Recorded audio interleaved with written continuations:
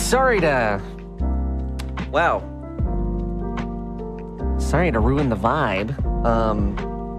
But hello, everybody. Are you here? Are you there? Are you everywhere? Are you in my walls? Somebody said they're in my walls. Good afternoon. Music's a little loud, isn't it? Isn't it? Good afternoon. Evening. Whatever time it is for you over in internet land. Hope you guys are having a good one. So we're back again.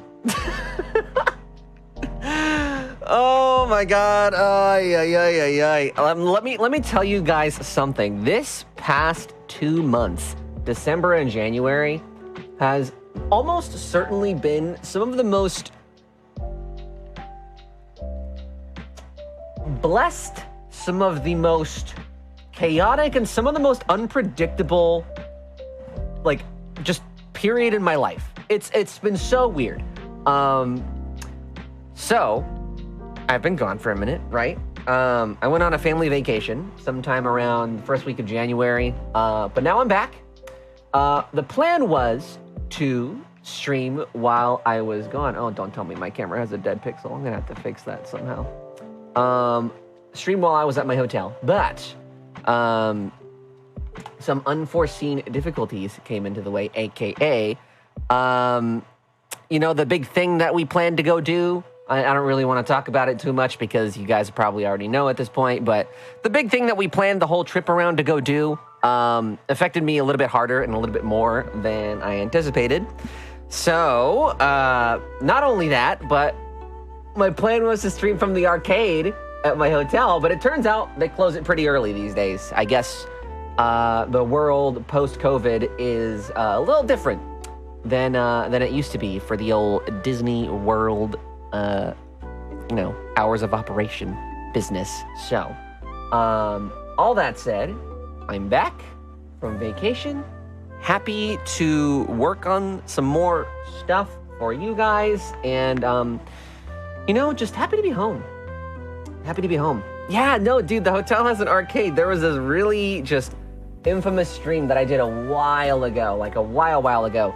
That is for real? Will forever go down in history as one of my favorite streams. Corey, what's up, dude? Puss in Boots: The Last Wish featuring Antonio Banderas' Sexy Garfield. Sexy Garfield. Oh my God. Titan tribute action scene in the beginning portion. I've heard so many good things about that movie. I really do want to see Puss in Boots. You know, I'm a big movie person, so whenever new big releases come out, whether I'm interested in them or not, I still like to go see them. For a while, I was like, all right, I guess I'll go see Avatar 2. Like, you know, I've never seen the first one, but people are talking about it, so I guess I should just go see it. But then, Puss in Boots came out, and now I think I want to go see Puss in Boots a little bit more. So now that I'm home, I'll probably be doing that sometime here in the near future. It looks really, really fun, and I think I've seen the scene that you're talking about in like trailers and stuff. I didn't know that was an actual like tribute action scene. I thought that they were just eerily similar for some reason, but now that you say it, it makes total sense. Why would I think anything different? You went to Disney? I'm actually going there soon. Which hotel has a hotel? You mean which hotel is an arcade? Yes, I went to Disney. I went to the one in Florida, so Disney World. And the hotel that we stayed at is the Pop Century Resorts. It's great. I love it. We've been staying there for years. And I think, you know, to be honest, I think every Disney hotel has an arcade. I might be wrong on that, but I'm pretty sure every hotel has an arcade. At least, you know, that's on Disney property. So, yeah, it's okay, Laura. I totally know what you meant. Puss in Boots 2 is more worth seeing. Yeah, I think so too. To be honest, I might end up watching Avatar at some point when it comes to Disney Plus, so that way I don't have to like pay for it. I'm still paying for it because of the subscription, but you know, whatever. But I do want to go see Puss in Boots. That looks like a really, really fun time. And I also like Antonio Banderas. He's funny. Did you enjoy the cult run that came through while you were there? No, dude. Oh my God, I tell you, the way I was so cold. I've never been so cold in my life. And it's probably because I was just outside for hours on end, but it was terrible. I was not expecting that from Florida, and I also didn't pack with that in mind. Did you have fun at Disney? I did, Mika. I did. It was a great time. It was a great time. Happy to be back home streaming for you guys, and happy to be back and just working on the stuff that I was hoping to do while I was gone, but you know, one thing led to another, and the emotions were super high and way higher than I could have ever anticipated for myself. So, while I was there, I played it a little bit more low-key, and I was a little bit, you could say, like on a sort of internet fast hiatus in a way. I just felt like I needed time to just enjoy myself. You know what I mean? How cold was it? I don't know like the temperatures, but I'm pretty sure most of the mornings that I was there, or at least a good chunk of them, were somewhere in like the 30s or 40s, which doesn't sound super drastic, but when you factor in wind chill, which it was also very windy, pretty gross. It can get pretty gross. We're gonna have a highlight reel through your gallery like last time. Yeah, I can show off some photos if you guys want. Let me see. Let me just go through here. I have some that I feel like I could show. Oh, now that we're talking about the cold, right? Hold on. So there's this one morning that it was so incredibly cold that even just the water existing, like the water at its normal temperature, you could see like steam coming off of it. It was ridiculous. Let me see if I can find that photo, because it was just, oh my God, unbelievable. I've never seen something like that in all my years of living here. And I never would have thought that that would have been something that I would witness in Florida, of all places. But here we go. So here's a couple of them that I have here. So here's a video that I took at 7:30 in the morning. All right. And you can see right there, look at all of that water in the background. You see all that stuff coming off of the water there? That would be steam. Or I guess like heat? I don't know. It's very, very, very scary how cold it was that morning. But like, it wasn't like the pool, like the water's not heated or anything. It's just, you know, operating at its normal temperature. And then there it goes.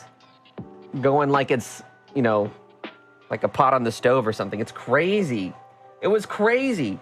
So then here I was like, you know, wearing a mask, right? Just about to get on a bus or a Skyliner or something. But I took a video because it was so cold that even the breath through my mask was still coming out like smoke. That, like, I feel like that was enough to make me be like, okay, this is a little bit colder than I'm used to. So seeing that come through my mask, and also just, oh my God, it was insane. It wasn't even freezing temperatures. It was like 35.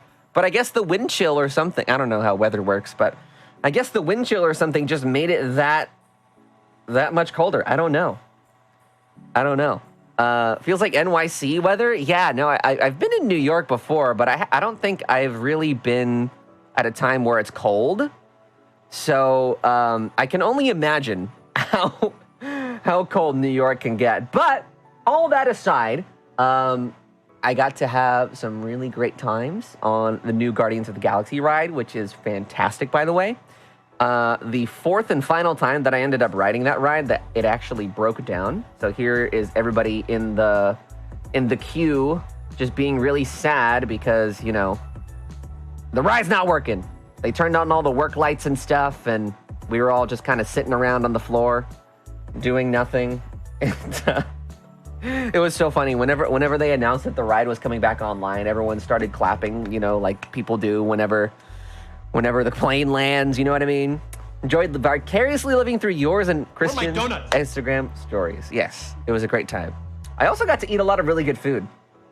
I mean, to be honest, like, if I scroll through all my photos here, I can see so many photos of just like the stuff that I ate, which I'm not really usually the kind of person to take photos of my food per se, but when it comes to Disney, I always want to go back and like remember all the things that I ate that I really, really enjoyed, so I can go back and then get it again next time. So, not usually the type to take photos of my food, but you know, this time I felt like, what the heck? I gotta be the one to document it. So I have a lot of photos of food on here. I also have a couple of videos of Phantasmic Yes, it was awesome, Mika. I saw you ask that earlier. It was great. There were people in my theater doing the wave. Oh, my donuts. You can kind of see them there. It was a very sad wave. Not very many people participating, but still a wave, more like a ripple. You know what I mean? So, oh, please. Yes. Oh my God, Mika. It's like, it's such an unwritten like thing. People that go to Disney know, but like for people that don't, Disney just has a really, really great reputation for just how good their food is. And so many, there's so many good restaurants on property, and it's just, oh my God, as a foodie myself, I just have a fantastic time every time I go to Florida for Disney. Sneaky Taco, is this the Sneaky Taco? I know somebody named Sneaky Taco. Ate a big donut from Disney. I did have one donut, a bite of one donut. So you guys can tell Reggie to cool it. I eventually did find one. Oh my God, what up, John? How are you, dude? Good to see you, man, over here on the Twitch side of things. We're talking about my vacation that I was just on and going over all that fun stuff. Did you hit that donut? No. No, I did not. I ate it like a normal person, Robert. Like a normal person. More like you could tell me to cool it. All right, bud. I also have memes in here from when I was in Florida. Hey, yo. What was your favorite ride there? Guardians of the Galaxy, so easy. Laurel, if you had asked me before I left, I would have said Rock and Roller Coaster because that's been my favorite for years and years and years. But this time around, the new Guardians of the Galaxy ride actually exceeded my expectations and definitely has now become my new favorite ride over at the parks. Which I wasn't thinking that it would be the case because I'm not really a Marvel fan. I'm definitely not a huge Guardians of the Galaxy person, and I'm certainly not a huge Chris Pratt fan. But even with all these things, like, essentially counting against it, it's still, like, it was so good. Oh my God, it is my new favorite ride at the park. So if you're going soon, Laurel, I would suggest that you give it a try. I don't know if I heard if you're going to Disney World or Disneyland, but Disney World is the one that has this new Guardians of the Galaxy ride. I think it's only a couple months old, but it was really, really good. It was a freaking awesome time. So there's that. You want to see more food photos? For those of you that like food, there you go. I had some really great chicken parmesan with garlic bread right there. So good. So good, so good. I also got to ride Splash Mountain for the first time, or last time. So there's that. I think it's going to be closing for good in like a week or two, I think. And then it's going to be a Tiana ride. Princess Tiana. Princess and the Frog. You going to both? Oh my God, Laurel, can I join your family? That sounds so fun. I've actually, other than once when I was like maybe 4 or younger, I've only been to Disneyland once, and since I was so young, I don't even remember it. So going again would definitely feel like a first time. So there's that. You guys want to see a photo, or you guys want to see a video of my sister on the phone? Look at that. It's my sister. People say we look alike. I don't think so. I always vehemently disagree. There she is on the phone. For no reason whatsoever. How's your family? Doing good? We're all doing pretty good. I mean, obviously, it was if you've been following me along on Instagram or Twitter or anything like that, obviously it was a very emotional weekend, that first weekend. But you know, I think I'm in a better place now. At the very least, I can talk about it sort of without absolutely bursting into tears. So that is what we call progress. But I mean, like, overall, I think we're in a good place. We all kind of like feel closer. I don't know, as a result. I don't know how much closer you can get to like somebody's mom, but like I feel closer to my mom. I feel closer to my sister. And I think it kind of brought us all together in like this weird sort of sad feeling emotional way, you know? So yeah, similar, just wanted to check in. Thanks, man. I appreciate you. They'll be split apart, but yeah, it's gonna be fun. World is in March. Oh snap! And Land should be in June, days before E3. Wait, are you gonna go to E3 also, like after Disneyland? Because Disneyland is in California. Are you going to that convention too, Laurel? Oh my God, you might see me again. You might see me back to back. You saw me last year, you might see me again. That'd be quite something if that were to be the case. Oh yeah, my uncle also did a marathon. He did some running, which was cool. The better of the and stuff siblings, sister and stuff. I will make sure to not tell her you said that. I will make sure she does not get this information. God, why does my music keep getting like louder and quieter? As long as I get an E3 ticket, I'll be there. Heck yeah. Well, if you're around that area or in the convention somewhere and I'm not busy, let's hang out like last time. It was a good time. So, I mean, if you guys are following me on Instagram or something, you've probably seen a majority of these food photos. So I'm just kind of like scrolling past a lot of it. Oh, there was one time, one night specifically. Shout outs to my friend Sam, my friend Nintendo fangirl. I know sometimes she's here in the chat watching, but I don't know if she is now, but I'm just going to go ahead and name drop her just in case. My friend Nintendo fangirl, before we left for this trip, mentioned these like Arisa, after party events so going on much. in the parks right Pleasure to now. keep you with us. Amanda! Oh my God! Another fellow Disney expert. Thank you for the 21 months. I need to buy you ramen or something next time I see you. Maybe a PAX East. I don't know if I get media approved. I'm still waiting on a response. Maybe I'll buy you a bowl of ramen or something. Hello, Amanda. How are you? So we're talking about these after-party events that Disney's got going on in the parks right now for Magic Kingdom and Hollywood Studios. And anyway, my friend Sam mentioned before we went, she was like, hey, have you heard about these things she's just totally doing? And I was like, oh my God, no, what the heck is that? And it's basically like they just keep the parks open well past the normal closing time. So Hollywood Studios is the park that we picked just to kind of try out this a little event thing and see how it goes. But basically we got there at around 7 p.m. and I don't think we actually left until like 1:15 in the morning. So it was a good chunk of time that they give you for this after party. But since it's so late at night, you'll find this as you kind of like get experience, but I'm going to drop you guys this tip right now. The later that a park stays open, the less likely that people want to be there because it's late at night, right? Who wants to stay out late at night?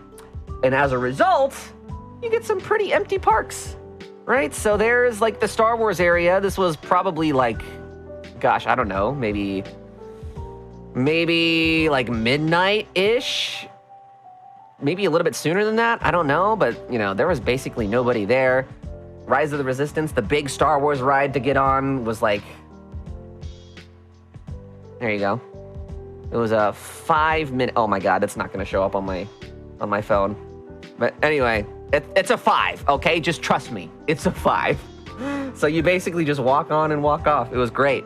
Love it. I rode Tower of Terror at midnight once. That was pretty cool. Yes. Oh my God. And the great thing about these little parties is that they not only give you access to the parks like super late at night and also have, as a result, way less people, but they also give you free snacks. So I brought my backpack and throughout the night, I was just going from food cart to food cart, just taking some water, throwing it in there from they give you little water bottles. I was throwing a bunch of water bottles in my backpack. I was throwing a bunch of popcorn in my backpack. I was throwing a bunch of ice cream in my backpack. Not that much because it would melt, but you know, enough. And I feel like I definitely got my money's worth. Really, really did. Here's another shot of the Star Wars area. This is in front of the Millennium Falcon.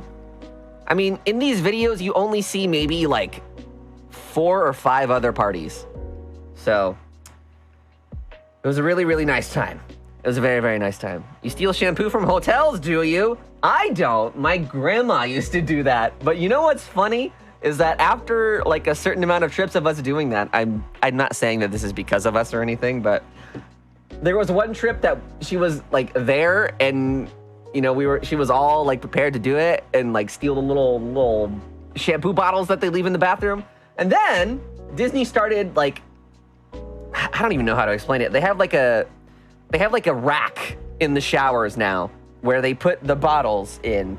And then in this rack, they lock them. So you can't physically take the bottle. You can dispense it all you want, but you can't physically take the bottle off the shelf unless you like totally bust it open, which would be useless. So that now what they do is they leave those bottles there and just refill them as they need. So it was really funny seeing that happen to my grandma one time. I was like, this is you. This is all your fault. I do too, Amanda. I miss taking the little bottles at home, but I guess, you know, somebody in corporate Disney offices, maybe it was Mickey Mouse, maybe it wasn't. I don't know. Maybe it was Scrooge McDuck. Somebody felt like that was a little bit of a loss of profit. So I guess they just, you know, introduced that to keep people from stealing from them. Simply dispense it in the bag. Yeah, just gonna bring like this giant gallon Ziploc bag and just and then like a couple hours after we check in, can we get a refill on shampoo? Oh my God, Amanda, that is so funny that you say that. My mom texted me yesterday saying that Mr. Bob, Mr. Iger was at Space 220 yesterday, and I was at Space 220 like 2 days before that. Can you imagine if I had booked it 2 days after I had initially wanted to go? Oh my God, I would have seen the man in person. Anyway, here's Tower of Terror with basically nobody in front of it. It was a really great time, that after hours thing. So big shout outs to my friend Sam, AKA Nintendo Fangirl. She's great, love her. And I should also buy her ramen or something for just letting us all have a great time on our vacation. That was probably one of my favorite days. It was just because there was basically nobody there. Here's a beef Wellington that I ate. I've never had a beef Wellington before, but that was freaking delicious. And yeah, everything else is like food or photos from rides or something. Like most of my camera roll is food. I'm not gonna lie to you. So, oh, well, I guess there's this. I thought this was funny. It's a Ratatouille themed kitchen timer. It is modeled after Remy. I don't know why, but all of the merchandise for Ratatouille just makes me laugh. I can't tell you why, but like, why wouldn't it? I mean, look at this. Look at this. Look at this guy. Let me get a little zoom in on his face there. Look at that. That's adorable. It says live the cheese life. Who wouldn't want to be a rat eating on some cheese? Look at that. Look at these little plushies that they had. Freaking so cute. Oh my God. Jonathan, I love that movie. Raccoon Cooney. That's not the name of the movie. It's from Everything Everywhere All at Once. And that is one of my favorite movies of all time. I watched it last year. It was so good. Look at these plates. You have the Remy ears, Amanda? Oh my God. My sister has the Remy Spirit jersey, and she's like, it's like one of her prized possessions. It was so good. But yeah, I need those fine china dinner plates for my own house. And then, of course, my sister also has this. It's like a, what would you even call this? Like a cup, mug, bowl. It's big. In person, it's big. It doesn't look big on the photos, but it comes with a spoon. So I guess this is like a coffee mug or something. I don't know. Is there a rat restaurant there? Yes and no. Amanda can correct me on this if I'm wrong, but I'm pretty sure the restaurant in France where the Ratatouille ride is, you can order Ratatouille and then he like serves it to you under a little dish, I think. That's just what I've heard. I don't know if that's true. And then I need to buy this for my sister one day, but they have little like Remy's that you can buy that'll stick on your shoulder. So cute. I don't know how they work, and I don't know how they stay there, but it's not the only one that's like that, and I just found that so funny. I think I've seen a video of that before. Okay, so I'm not tripping then. That does exist. I'm not actually eating in France. I just get drinks there. That's fair. That's fair. Next time I go, I want to eat at all the places that I've never eaten before, like Tiffin's. I want to do the France restaurant. I want to do Space 220 again. I just did, but I'm going to do it again. And like so many other places, I just want to do it, you know, for the first time, then right? Welcome, I'm everyone. at that point of Disney vacationing where I just want to do all the side quests. Kat, thank you for the raid. Welcome, everybody, coming over from Kat's raid. Thank you so much. I was just watching you not too long ago. How's it going, Kat? How was the rest of your stream? Did it go well? Did you beat any Pokemon raids or anything like that? Yeah, maybe. We're going over my Disney vacation, and then I have an announcement to make pretty soon after that. So, if you guys want to stick around for that, feel free to. We're also going to be playing some games in a little bit, but it's been a while. It's been a while since I've been here, so, you know, we're gonna talk about my vacation. Alex, come to make an announcement. Time for a special... Man, only OGs remember that one. You need to do a food tour of Epcot. How does one do that? I feel like I got pretty close, right? Because of the festival going on right now. I ate at pretty much every single booth for as much as my stomach would let me allow me to fit in it. There were days, I kid you not, there was so much good food. I was sad because I couldn't eat it. Because my stomach can only fit so much in it. There were multiple days where I went to Epcot and I was like, oh my God, I'm gonna get sick if I eat anymore. I want to, but I can't. I simply mustn't. I miss the teriyaki Spam hash they used to have at Food and Wine. I haven't been to Food and Wine in a minute. I feel like that's the one that I haven't been to in the most amount of time. Like the most amount of time has passed since I've been to it. Does that make sense? I don't know. I did Festival of the Holidays though. That was incredible. That was amazing. What else? What else? Oh, I saw this really funny sign. I don't know why, but it made me laugh. You guys can probably figure out why. Anyway, I'm not moving the mixer. Jesus Christ. Oh, there was one morning I felt like Snow White. Look at this. Look at this. There was this freaking squirrel just chilling right next to my feet while I was eating breakfast. And he was over here trying to get a snack the whole time. He was just right there. The animals in Florida are something else. They are fearless.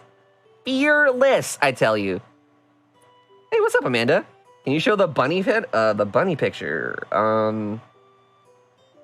Let me see. There you go. I've never seen bunnies in Florida or like anywhere in the wild, really. This was such a magical thing. I've never seen this. There was a bunny. There was multiple. There was like a whole family's worth of bunnies just running around in the park. Like what? They were just running across the path. They weren't even hiding in bushes or anything. They were just looking for food. It was incredible. Oh my God, I had such a great time. Meet any rednecks in Florida? No, but I had duck. I don't know how that relates, but I wanted to mention that I had a duck plate. It was really, really good. I'm sorry, Quaxley, you don't have to shield your ears. No, but it was really, really good. That was from Yak and Yeti. So I had that, some lo mein, some chicken. That was really good. Oh, check out this restaurant that I went to, you guys. Look at this, look at this, look at this.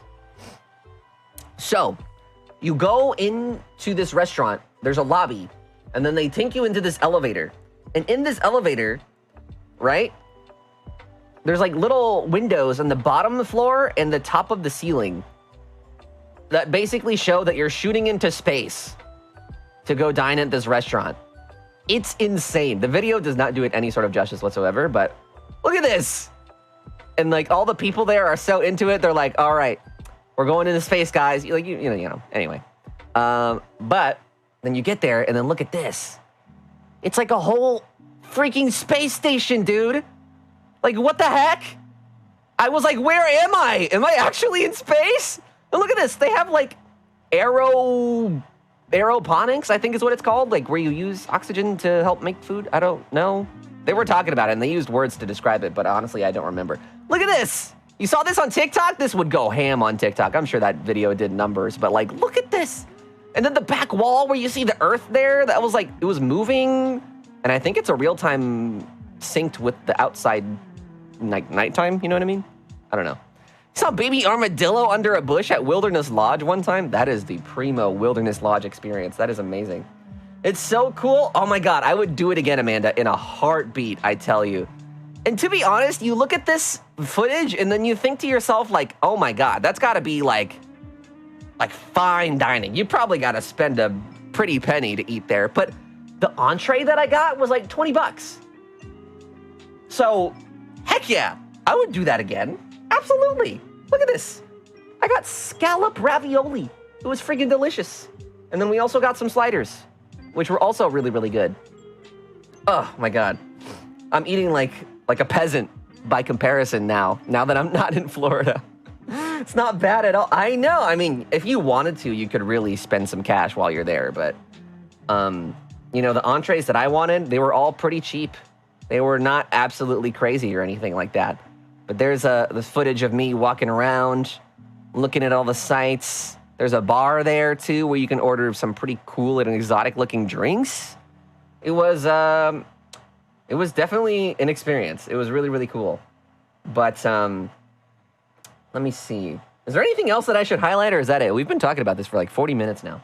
How was the weather? Colder than I anticipated it would be.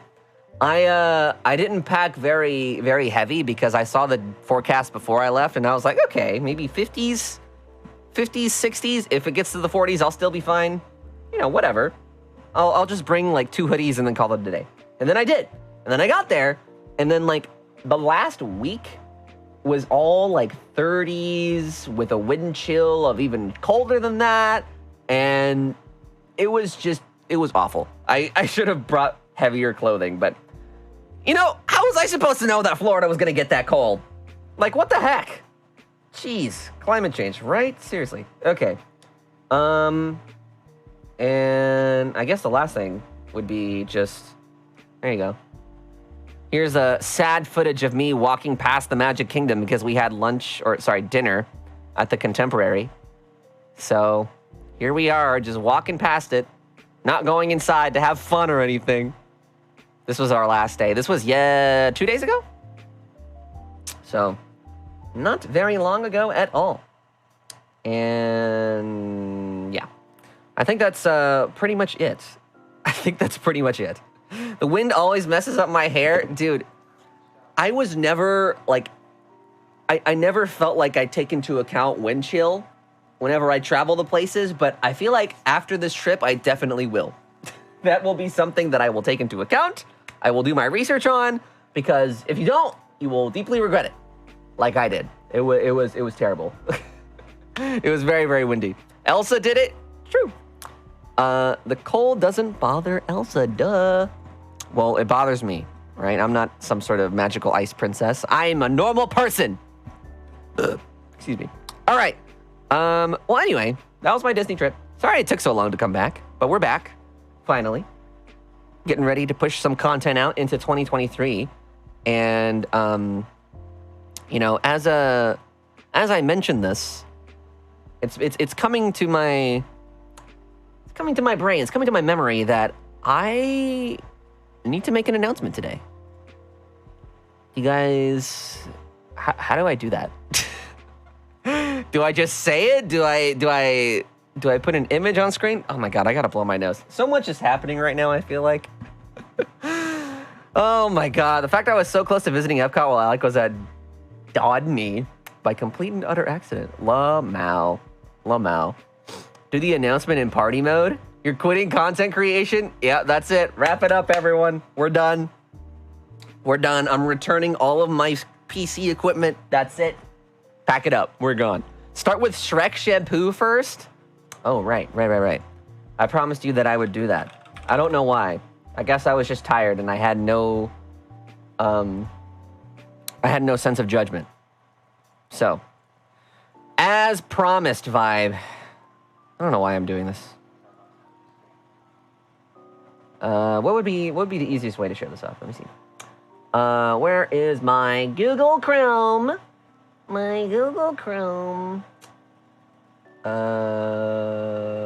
I have that here? Ah, shoot. All right.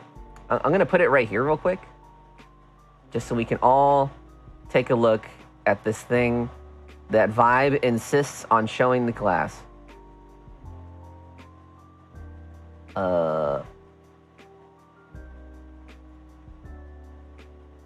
Is it this? Wait. Oh my God, I still have photos of Zach Bagans on here. Why? All right, here you go. I have no words to say about this, so just Arisa, for real? Oh God, thank you Dad's so here. much. Pleasure to keep you with us. You saw nothing. Bless you. Thank you for the 36 months. Okay, dude.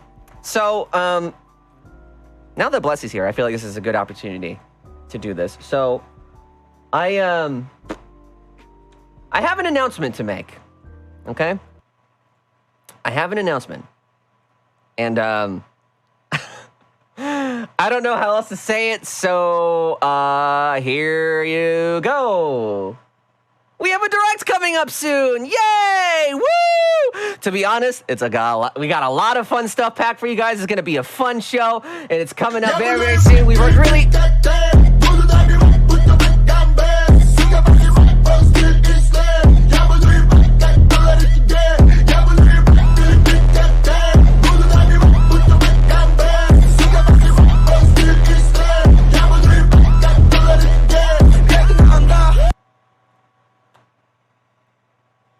There you go.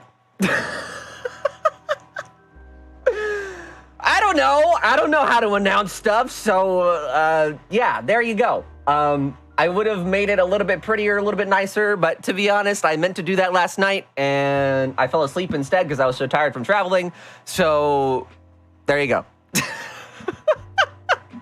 That's right, Matanda, that's right. Yeah, it was the Florida Squirrels.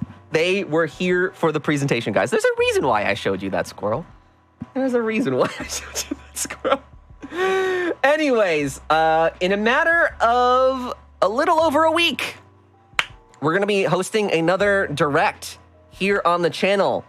If you're a sub and you've been in the Discord looking at the sub channel for a little bit, you probably have an idea a little bit of what's going to be shown off here, but I think, personally, this is going to be one of my favorite directs yet. I know there's only been 2, including this one, but I think this one's even cooler than the last time we had a presentation. So, it's going to be really fun.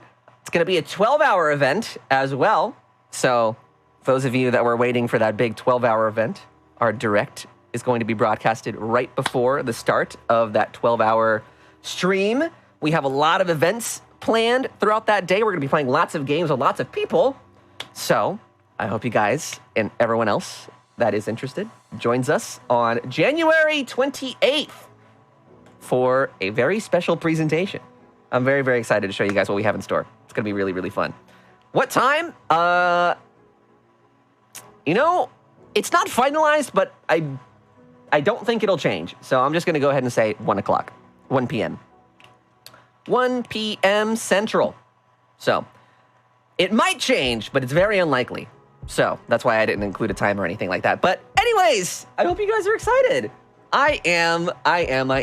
I've been working on some of the stuff related to that while I was on vacation. And now that I'm home, I'm only going to be working that much faster. So I hope you guys are super, super stoked. Anyway, cat's out of the bag. You guys want to see that incredible announcement again? That thing that I worked so hard on since Indy is asking? All right, here we go again, round 2, baby. So, for those that don't know, we are broadcasting a new direct coming up next weekend on January 28th. It's going to be really fun. We're going to have a great time. There's a lot of...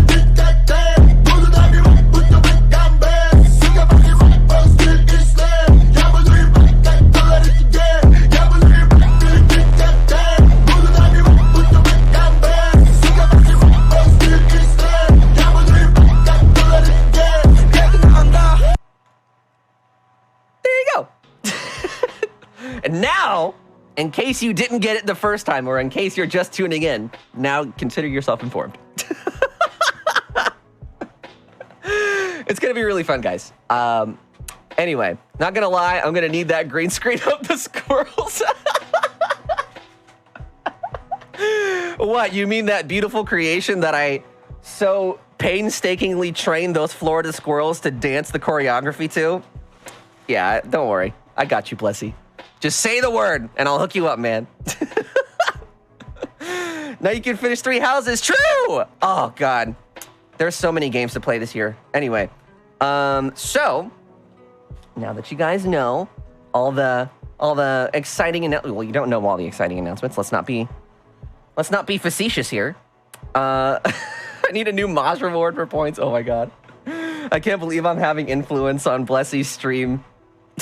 Just by proxy. That's so funny. I will redeem that so many times.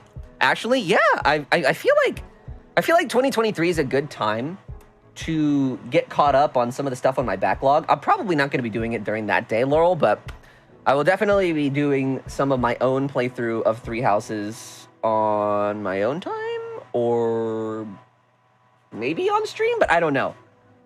I don't know. I have a couple of plans. Obviously, next week is going to be the Direct, and then after that, you know, I don't know when Nintendo plans to air their Direct, but I swear to God, if it's anytime close to the 28th, I might cry just a little bit.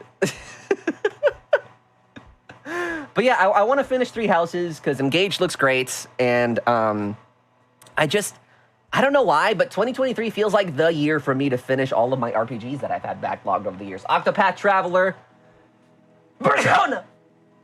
That was a real sneeze. Persona, and Fire Emblem as well. So I think this is going to be the year. I've already played so many games in the past couple weeks and beat them to completion in my backlog. I did Plague Tale not too long ago, Plague Tale Requiem, which was fun. And I started up again Octopath Traveler because of that video that Rogers Bass and I made. And there's a couple of other ones, but I don't have them off the top of my head, but I've been playing a lot. And of course Atelier. Of course Atelier. How could I forget, man? How could I forget? Please. FE engages tomorrow. I know. It doesn't feel like it, though, does it? It's very weird. It doesn't feel like tomorrow's a big first-party Nintendo game is launching, but it is. And I'm excited to see everyone's impressions on Engage. It seems like it's going to be a really, really good game based off of everyone's reviews and previews and just, you know, the things that people are saying about that game currently. It looks to be very, very promising, which makes me excited. It's a race then. I'm near the end of the game, so let's see if I beat it before you do. I mean, to be honest, you probably will. I have a lot of editing to do, obviously, and a lot of things to prepare for next week. But after that, I feel like it's anybody's game. Definitely anybody's game. So, anyway, enough talking, right? Do you guys want to play some video games? Arisa, for real? Should we play some video games here on this live stream of mine? Pleasure to keep you with us. Oh my God, Nintendo. What's up, man? All right, should we do the announcement one more time now that Don's here? All right, let's throw it back for the third and final time, baby. All right, here we go. Woo! So we got a Direct coming up next weekend, you guys. I hope you are all excited and stoked. There's a lot of people that worked on this, and I'm very, very excited to reveal all the stuff that's coming up for you.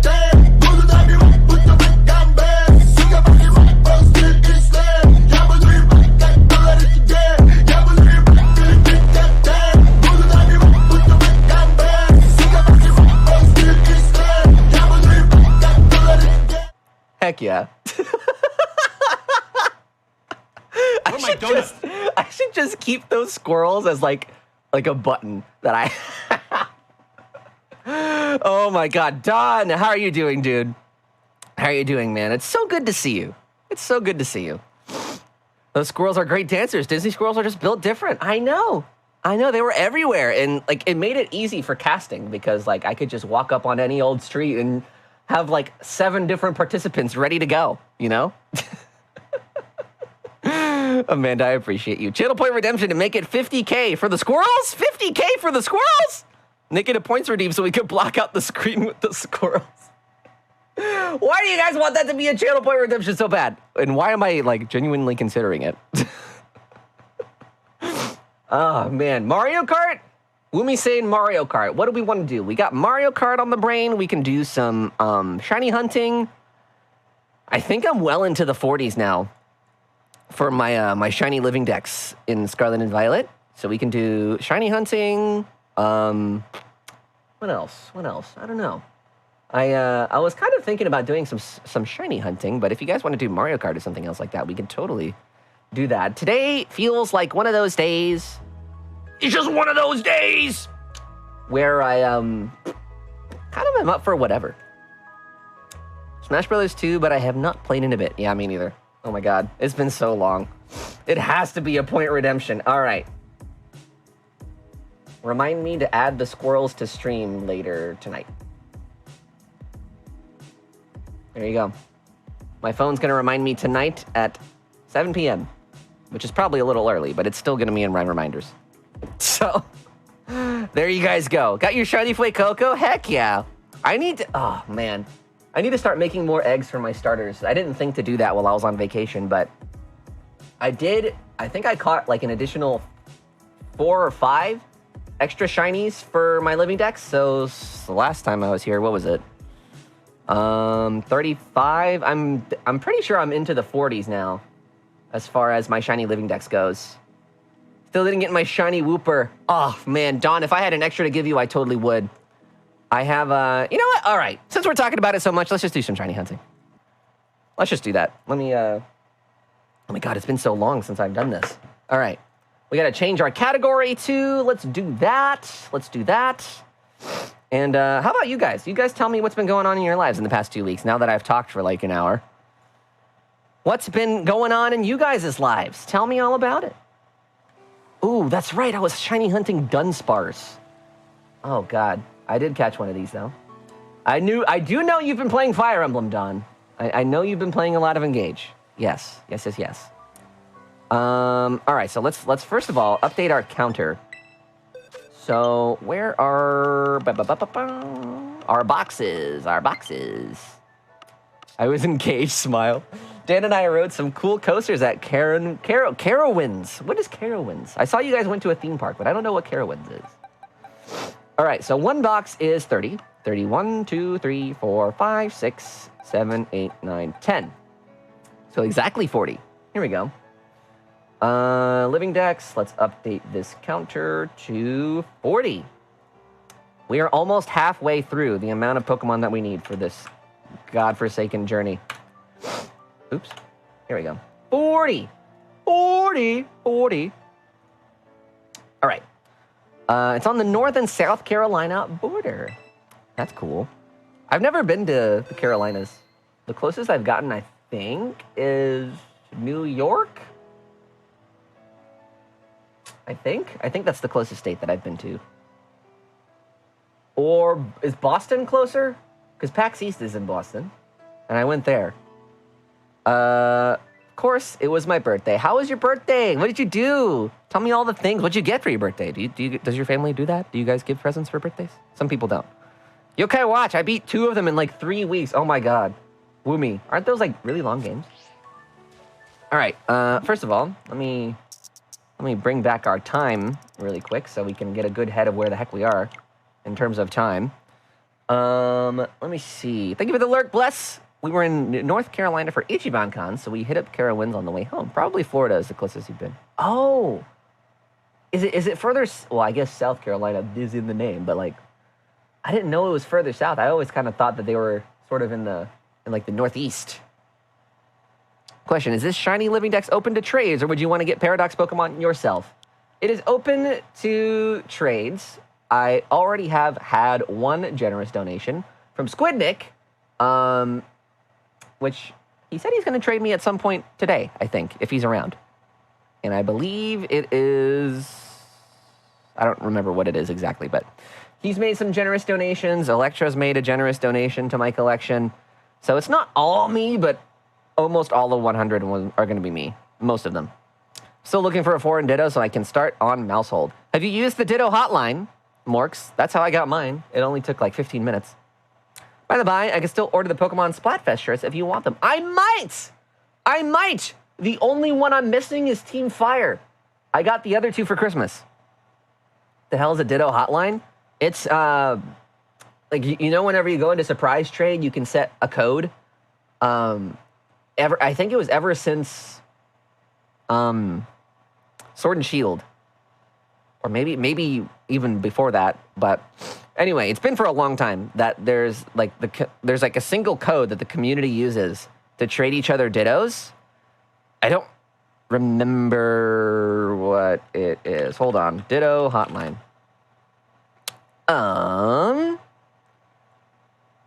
Let me see. Ditto hotline. Yeah, it's been the same code for years and years and years. But if you want it, here it is, Morks. 4448 4448. And then you basically just keep matching with people until you get one that's foreign to you, and that's just like how it goes. I'm playing in Chinese. I have a Chinese Ditto. Oh yeah. Oh, Nan is also playing in Chinese. So that would be an even simpler way of doing it. But if you don't want to schedule to trade with Nan, then Ditto hotline is also always there. Got a pair of Vans and clothes. Family and I went out to eat and stuff, you know. Where'd you go? What kind of food you get? That's so exciting. Done. So yeah, for that Splatfest shirt, I might want to place an order with you. Yeah, I might hit you up for that. I don't know what my size would be in Netherlands ease, because I know like shirt sizes tend to run differently between regions and stuff. In Japan, I think I'm a little bigger. in size because the sizes in Japan are smaller than here. European sizes, I sent them. That's right. Oh my God, I forgot about that. That was a while ago. All right, yeah, I'll have to go look into that then. I got the Splatfest. You got the fire one? That's awesome, Woomy. So I got the other two for Christmas. I got grass and water. The only one I'm missing is fire. And then once I get fire, I will once again have every single Splatfest shirt that's ever been manufactured. And I intend to keep it that way for as long as I can. Because sometimes they make them a little tough to get. Sometimes. Thankfully, my family went to, my mom, my dad and my sister went to New York, and they were able to scoop some up for me while they were there. They were all in stock in the Nintendo store, but I don't live close by. Oh! Sheesh. Oh, wait. This is the middle evolution, right? Knackle stack. Ah, if it was the pre-Evo, that would be even nicer. Because then I could get all 3 shinies from that, but this will be enough to cover for 2. Should we hunt for Knackle stack? Is that what we're doing? I think that's what we're going to do. All right, let's pull up the target Pokemon. Let me find this thing. Yo, my pet Rog. Yo, my pet Rog. Let's go. We hate that guy. Yeah. Cat said ye. Here I go. What Cat says goes. Okay. So here's our target. We all have this ingrained into our minds, right? It's basically an orange rock. An orange boulder, if you will. Does Nintendo Store have a website? If not, that's very bad business practice. They don't. Well, they do. Actually, it's a lie. They do. But not all of their inventory is listed. As a matter of fact, most of it is not. So, but, I mean, to give them some credit, sometimes they'll do an online exclusive that they don't sell in store, which I guess is better than nothing. But overall, I just kind of wish that they had everything online instead of just select things, because I don't know why you would do that. I don't know why. I'm here ready to give them money. Anyway, where is this Knackle stack? This way. Life-size Feel plush gets more and more tempting every day. Lamau. I'll tell you something. Whenever I have a job that pays me enough to have that much disposable income, I'm doing it. I'm doing it. That Feel needs to be in my home. Oh man, this thing is on a really awkward... Or wait, is it on the ground? I hope it's on the ground. Where the heck is this? Hello?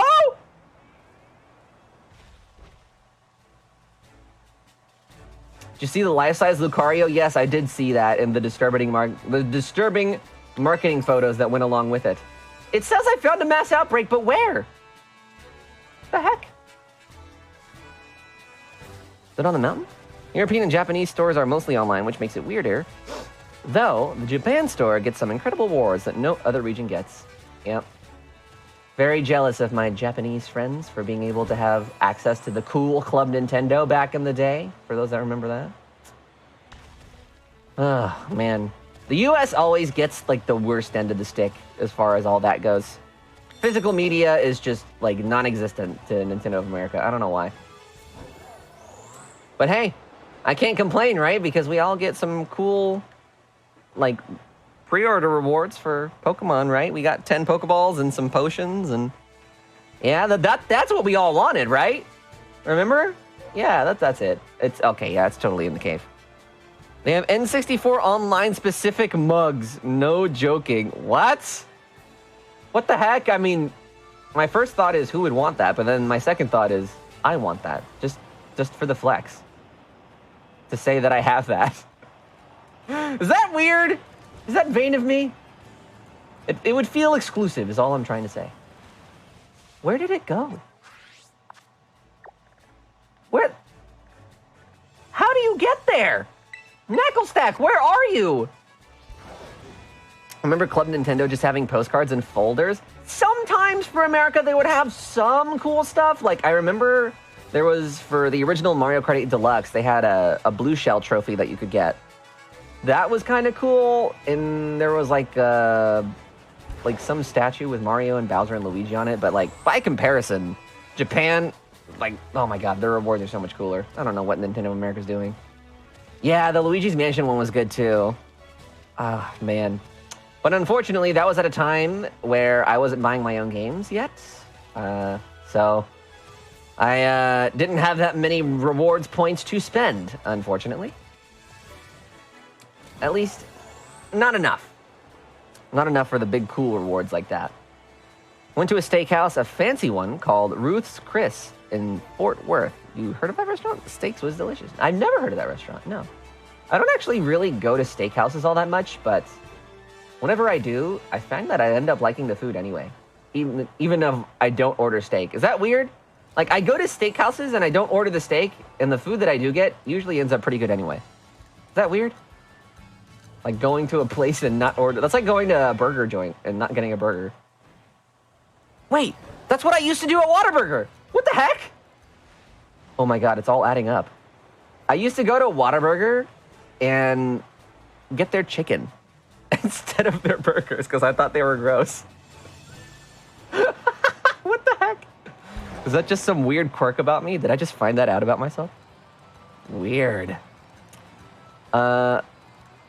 Man, Amanda got a shirt from the Club Nintendo. Do you still have that shirt, Amanda?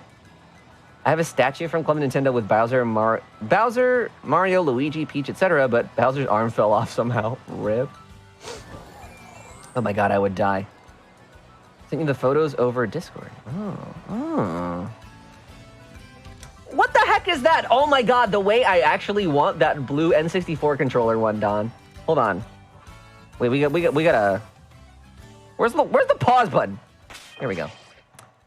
I need to bring these up on screen here, just so we can all gander at this. What the heck? These are so cool. What? This is way zoomed in. All right, I'll fix it whenever I put it on screen. Check this out.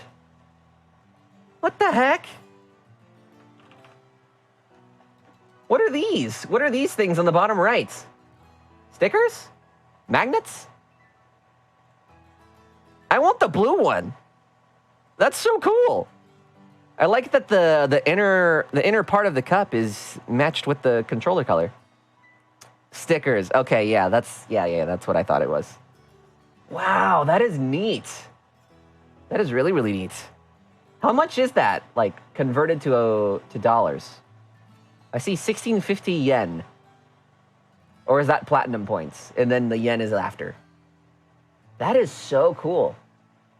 They even have a shirt up there too, man. What the? Okay. We are out here getting absolutely played. God, Nintendo of America, fix your... You know what I'm going to say. I want a blue one, me too. I want the blue one. $12.80 for a mug? Bro, I would get the whole set. That's like nothing. What the heck is that? Oh, man. Yeah, see, Indy feels the same way. I would totally just buy a 64 controller mug. Just to say that I have one, man. Just to say that I have it. That is so cool. All right, my eggs are going to start hatching. I don't know where this knackle stack is. Where did this thing spawn? Blue is your favorite color? Yeah, I think blue's okay. I mean, it's not my favorite color or anything either. Spawn at your mom's house? All right, Mom, I'm on my way. Thank you for the blessings. You know, to be honest, maybe I don't need things to spend my money on, though. But at the same time, you can never have too many mugs, right? Once again, big match at these rewards. Is there no way that I can, like...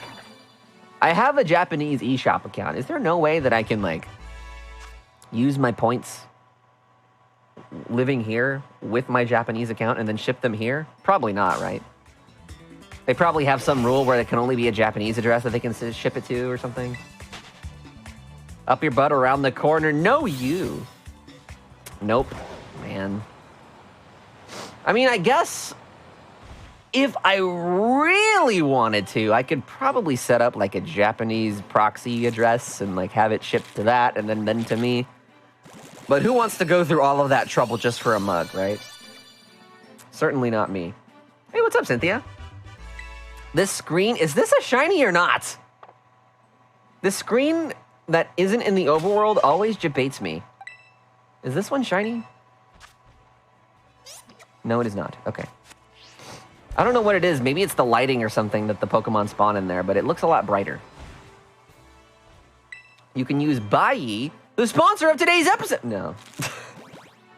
Dude, I almost used a service like that because last year, oh my God, I wish I knew someone in Japan that would like hook me up or something. But last year, they released the art book for Omega Ruby and Alpha Sapphire. And from that art book, we were able to see for the first time high resolution artwork that was previously not as high of quality as the artwork that was in that book for Omega Ruby and Alpha Sapphire. Those are my favorite games, Gen 3 games. I have this big poster behind me, Genuine from 2003. And, oh my God, I just wanted one so bad, but, it was so sad. I never actually got around to getting it, but oh well.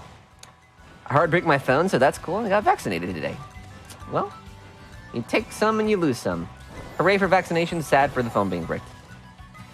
Unfortunate. Overseas shippings sucks. Yeah, proxy service for sure. It's just, even that is like an extra couple steps and oh my God. It is not fun to go through that process. Why can't places just ship all around the world all the time?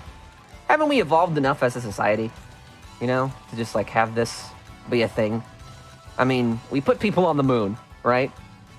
If we can ship a person to the moon, surely we can ship it to me in Texas, right? I might get it fixed, so I'm too lazy. Just buy another one, easy.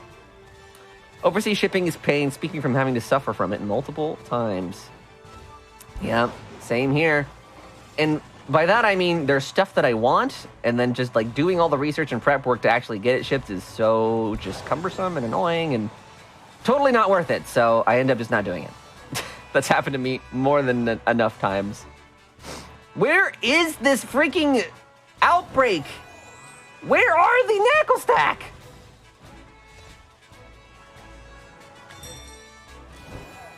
Where are you? It says I'm here. This might just be bugged. This might just be a bugged outbreak or something. Or maybe I'm just not looking on the right side of the map. But either way, this doesn't even feel like it would be worth it to hunt here, to be honest. So I might just do some more resets to see if we can find something better. Yeah, and they're not down here too. So yeah, I'll just do a different one. I gave it my best shot of like 10 minutes, but I don't want to be sitting here looking for these things all day. Oh, sorry, 13 minutes. No, it was 12 because we started at 12:01. All right, next reset. I got a cold, so I'm sick as well. It sucks. I have this runny nose that I've had for the past week, and it's been so annoying. Ugh, I do not want to hunt tadbulb. Please, for the love of God. The amount of times that I've done a tadbulb outbreak and I've just not seen anything, it's too many. But of course, the difference is so small, and the Pokemon itself is also really small. I could have seen something, but I haven't.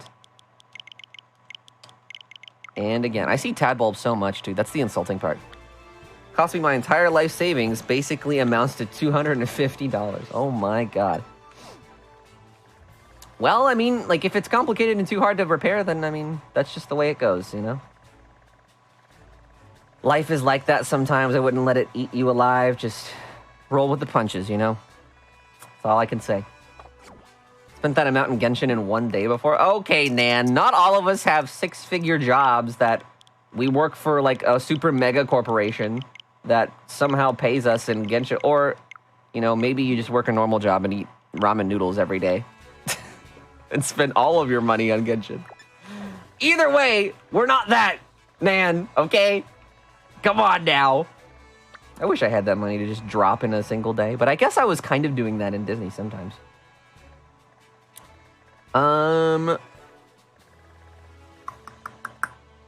Let me see. $400 every 2 weeks? Damn. Kind of, I don't know. I don't know if I have a limit. I guess it just depends. Nan gets paid in Primogems. Yeah, she worked out a deal with her boss. Hey, I'll I'll forego the whole being paid money business and just pay me in Genshin Primogems instead. She'll get way more value out of that. Oh, I also see this. I forget this thing's name. The like stork bird? Bombardier. Bombardier. That's what it is. I see Bombardier a lot also. And it drives me nuts because I got it so long ago. And I don't need it anymore, but it still just keeps spawning in front of my face like this. Ugh, man. For Genshin only, but I like buying food and merch and stuff and ham. Ham? I like that you included ham in there. It's like enough of an expense that you have to give it its own category. If I could get paid in Genshin currency only, I'd be a super mega whale with C6R5 on everything. What the heck is C6R5? I know what C6 is, but I don't know what R5 is. Does this thing spawn in the mountain again? What the heck? Why can't we just have normalcy in our outbreaks here? Psyduck. Slowpoke, nothing that I need except for that knuckle stack, but ay. All right, once we find a good outbreak, it'll be pretty smooth sailing from there, but it's just a matter of getting the right thing to spawn. Found a genuine promo poster for Pokemon the Movie 3, the one with Entei, for under $30 at my local comic book store, which was neat. Dude, that is sick. Those are easily like upwards in the couple hundreds. I remember I bought this poster in like 2015 for our like maybe 70 to 100, something like that. I don't remember, but nowadays I think it's gone up in value significantly. So it feels like retro Pokemon stuff, if you can find it at a deal like that, is really, really good. My biggest flex and my biggest success as far as finding a deal on retro games goes is finding my sealed copy of Pokemon Emerald, which I still have sealed away, like outside of the sun. It's in a box, and it's like in a box. And I bought that in 2016 or 17 for like $150. And nowadays it's in like, it's got to be in the thousands now, because I remember I checked a couple years ago and it was in 3,000-ish for a sealed copy. And it's probably gone up since then. I have to imagine that it probably has, right? Hey, what do you want from me, Mika? It's my biggest flex, okay? I'm not really like a deal hunter for retro games. I like to just buy what I want to play. But I remember seeing that on eBay one day, and I was like, man, it'd be so cool to have my favorite Pokemon game sealed. I'm going to do it. And then just like, lo and behold, I did. And it turns out it was actually a pretty good business investment too. I'm not going to sell it because I like owning it. But it's pretty cool to see the value go up. It really is. Very, very happy about that. I have a sealed Persona 5 Royal Switch Collector's. Oh yeah, you bought 2, right? Isn't that what you said? You bought 2 copies and you were playing the other one? Or am I wrong? I might be wrong. I'm gonna let my game catch up here. Bum bum ba bum bum ba bum ba. Man, we're getting a lot of Weasel here today. A lot of Floatzel. But still not really what I'm looking for. Oh, man. 2 for the price of 1? I have 3 copies of Atelier Sophie 2 because Atlas sucks at shipping. Wow. I wish that stuff would happen to me whenever I buy things online. I don't think I've ever had a fumble like that happen, although I did once buy something from Amazon. I don't remember. Oh! Shoot! I don't know if Amanda is still here, but I did once buy a Zelda CD. It was a live concert Zelda collection CD. And it came in this little special box and everything. And it was only available in Japan, but I bought it. And for some reason, it shipped to me while I was in the process of moving. So, I got to my new address. It didn't ship to my new address. And I was like, hey, Amazon, what gives? Or like wherever I bought it from. What gives? Where's my thing? And they were like, we are so sorry. We will ship you another one. And then they did to my new address. And I was like, sick. That was very nice customer service. Thank you so much. And then the new tenants from the old place were like, hey, we got something in the mail. I think it's yours. And then it was the original one I ordered. So I accidentally finessed them for an extra copy of a Zelda CD, which I ended up giving to my friend Amanda, and she really, really enjoyed it. So I could have just sold it, but, you know, Amanda's cool. She likes Zelda, and I didn't think she had it in her collection. So it all worked out in the end, but accidental finessing. Pretty cool when that happens. Remember when Skyward Sword came with a Symphony CD? I remember when Skyward Sword had a golden Wii remote and nunchuck. And at the time, when I had a job and nothing to spend money on, no rent to speak of, or no bills or anything to pay, when I was a teenager, basically, that game came out, and I was like, you know, I want the special edition, but I don't know if Skyward Sword's going to be good, so I'm just going to do the standard one in case I don't like it. Why did I do that? Why would I ever think that a Zelda game is not going to be good? I'm so stupid. My God. I could go back in time and slap 17-year-old me. I think I was 17. Probably around there. Just went and checked a few prices for a sealed copy of Pokemon Emerald, and all the ones I could find are in the few $1,000 range, which is crazy. Yeah, I know. I know. And it seems like it changes every so often. Drastically. Sometimes I'll see it for 3,000, sometimes I'll see it for 40. So it seems like it's one of those situations where there's so few sealed copies out there that the people that do own them can kind of just control whatever price they want it to be, you know? So I don't know if there actually is a true value for that game right now, considering how few listings there are. So that's makes it kind of even cooler, you know? What a flop. I know, I'm terrible. I don't know why I did that. I'm so stupid. I should have just done it.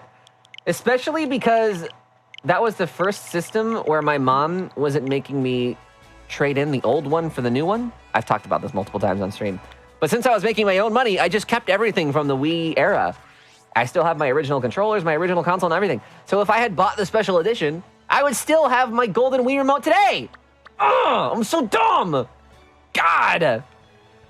I mean, I guess, like, the worst case scenario, I could just buy one from someone selling it, but at that point, I'd just be paying scalper prices, which doesn't feel as magical, you know?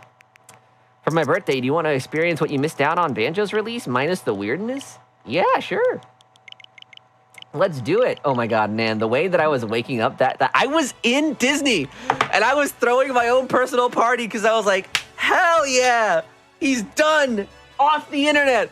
Boom! I bought myself a cupcake. It was great. I don't think anybody else was celebrating quite like I was. It was great. Oh my God. Where the heck?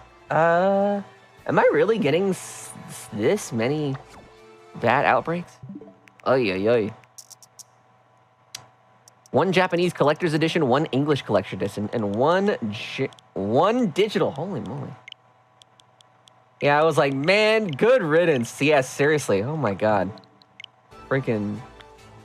It was like the best case scenario that I could have ever hoped for in like a weird way. You know what I mean?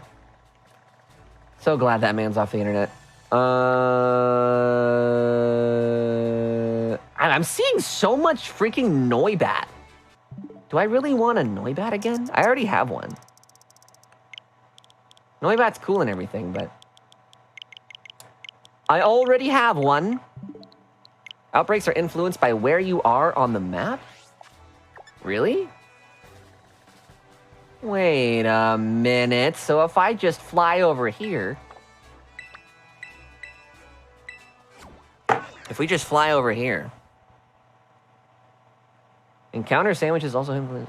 What? Sandwiches have an influence too? Who are we talking about getting kicked off the internet again? Why do I feel weird talking about it? I mean, I guess it was public anyway. So... I don't even know how to describe it. Like, there was this guy that I knew once. I didn't like him the moment I met him just because he gave me weird vibes and he was mean. There's this guy named Bradware. And recently, it was put to light that he was trying to groom young women. And these women were like 19 or 20. And before you say anything, they're of legal age, I guess, technically, but like, this man is 33. He's older than I am. And anyway, I was so happy because he's just been a general asshole like the whole time I've known this guy. Oh my God, he's been so mean to like so many people I know, like Galactic Elliot. He's a great guy. I love him. He's yelled at him before and just like giving him the business. And I was like, what the hell, dude? Elliot's so nice. Why would you even do that? And then Steph, right? I don't know if anybody here knows Steph of Anime, but she was on the recent podcast episode over the holidays. She's the nicest person on the internet that I've like ever met. She is so pure and so wholesome. He played Mario Party with her once and like yelled at her too, which is like, oh my God, what? And he's also friends with my friend Salt Queen, who is also just like a super nice person. And well, I guess he hasn't yelled at her, but like, I don't know. I think he was on like her stream team or something. I don't know. He's just been like in proximity to a lot of really awesome people and has just never been nice, genuinely, to like anybody really. So hearing that come out and then seeing everybody just be like, no, dude, get off the internet. And then he left. It was great. Oh my God. It was like one of those moments where you see somebody and you're just like, finally, oh my God, he got his just desserts. I mean, sort of. I don't know if there's like any legal investigation going on, and I don't think we'll ever know, but pretty much all of his social media has just been nuked at this point, and that makes me very happy. So, good on those women for talking about that and speaking up about it, because that guy was a jerk. So, oh, and he was also mean to Nanua. I forgot about that. Justine, here in the chat. Who would be mean to Nan? Why would you do that? Hello? Oh my God. Oh my God.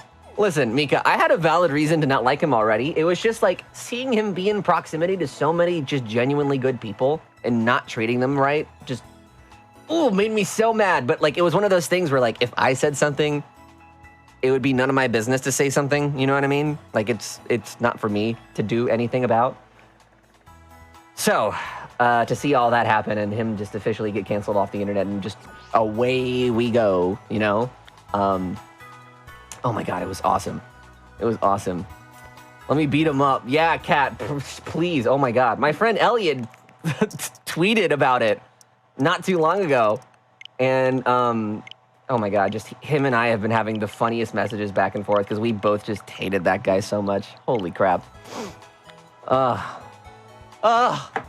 God bless. Why?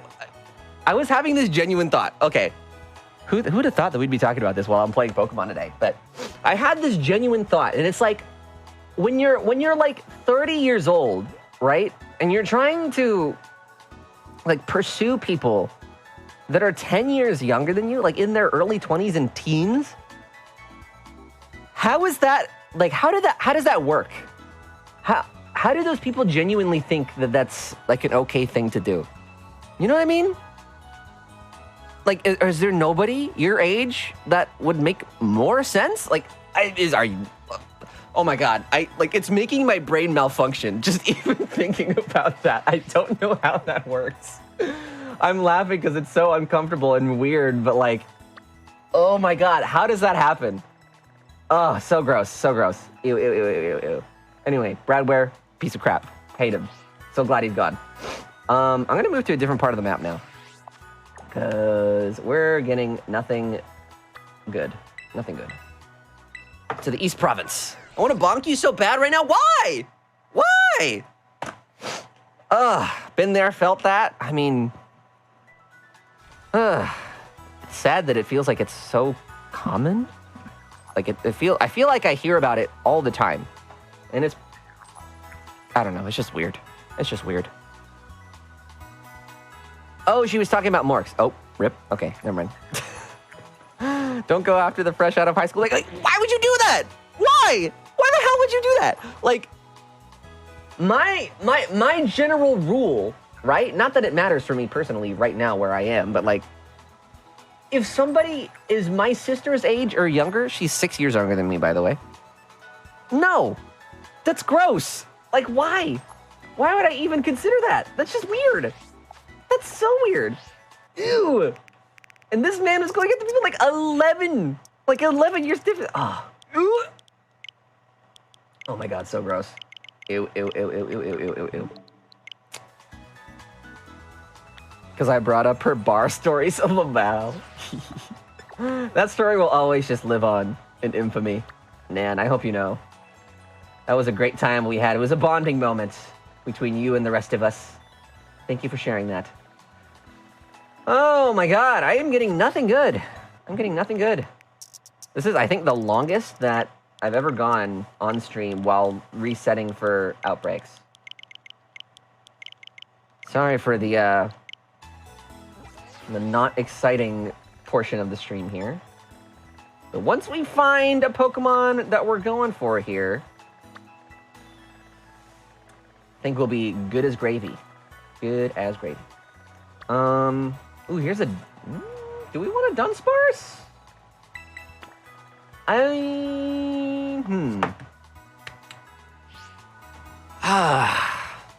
Do we want a I already have a dunsparce. But the thing is, I'll evolve that and get a normal dudunsparce, most likely. What the heck is even, like, the best way to shiny hunt for... To shiny hunt for 3-segment dudunsparce?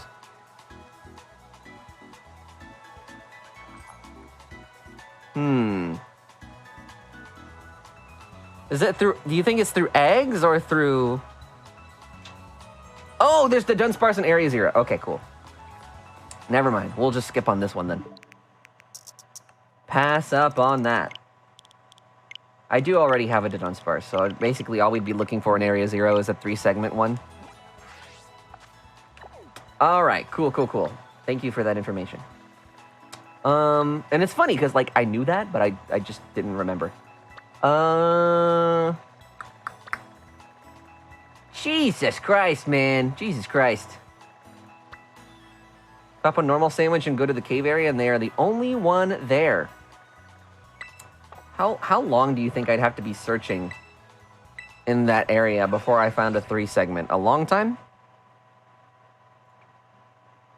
God, I hope not. Oh, Jesus. Oh, mercy. All right.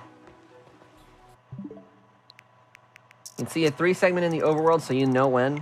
Yeah. At that point, you're just kind of like beholden to the odds of RNG, right? 1 in 100, but then you also don't really see shinies as often to make it guaranteed that you would see a 3-segment with 1 shiny. Oh, it's a lot of math. Basically, I just have to pick one day where I feel like torturing myself for a little bit. And that would be the day that we just grind for the shiny 3-segment, the dunsparce. That would be the day. Mirage, what's up? Welcome to chat. Welcome, welcome. All right, we keep reset. Is there like an optimal place that I should be standing on this map? I didn't know that the map had any bearing on what spawns in the outbreaks. So got a Genshin ad while I'm playing Genshin. They know their target audience. They know.